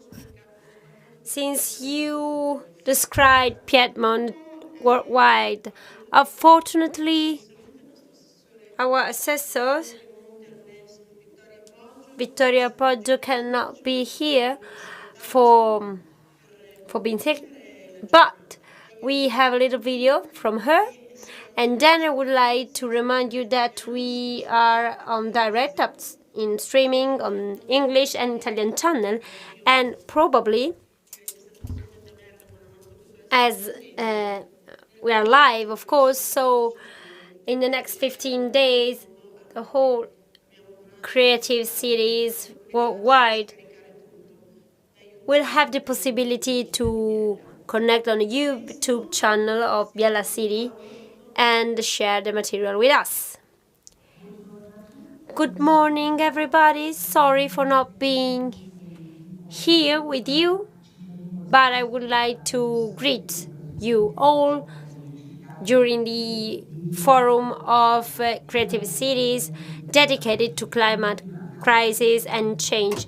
This is a urgent topic in all governmental agenda, reflecting our lives, of course, and affecting our lives as far as production pipelines of medium and small enterprises are concerned, since they have to change their plans to reduce pollution and so on.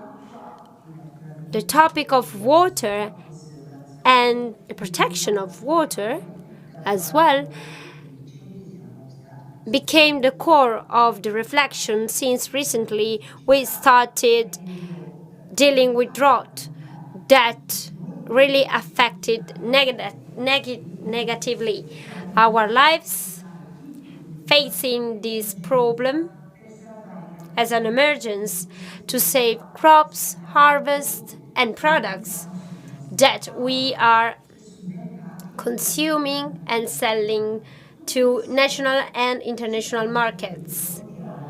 We are facing the need to build new strategies and methods to protect not just our health, but also the quality of our products.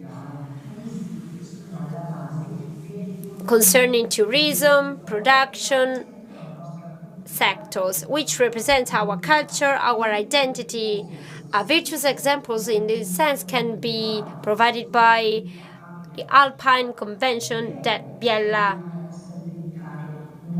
signed, and we hope that it can lead to reaching the goal of sustainable development goal in a daily life, free from ideologies, but supported by sustainable, concrete projects. I would like to thank you all for organizing this UNESCO Creative Cities Forum. I hope that this can represent just a starting point to achieve our goal. That is achieving a new perspective in harmony with the protection of water, protection of our lands, the air, and our natural territories. So that a really good job to everybody. Thank you very much.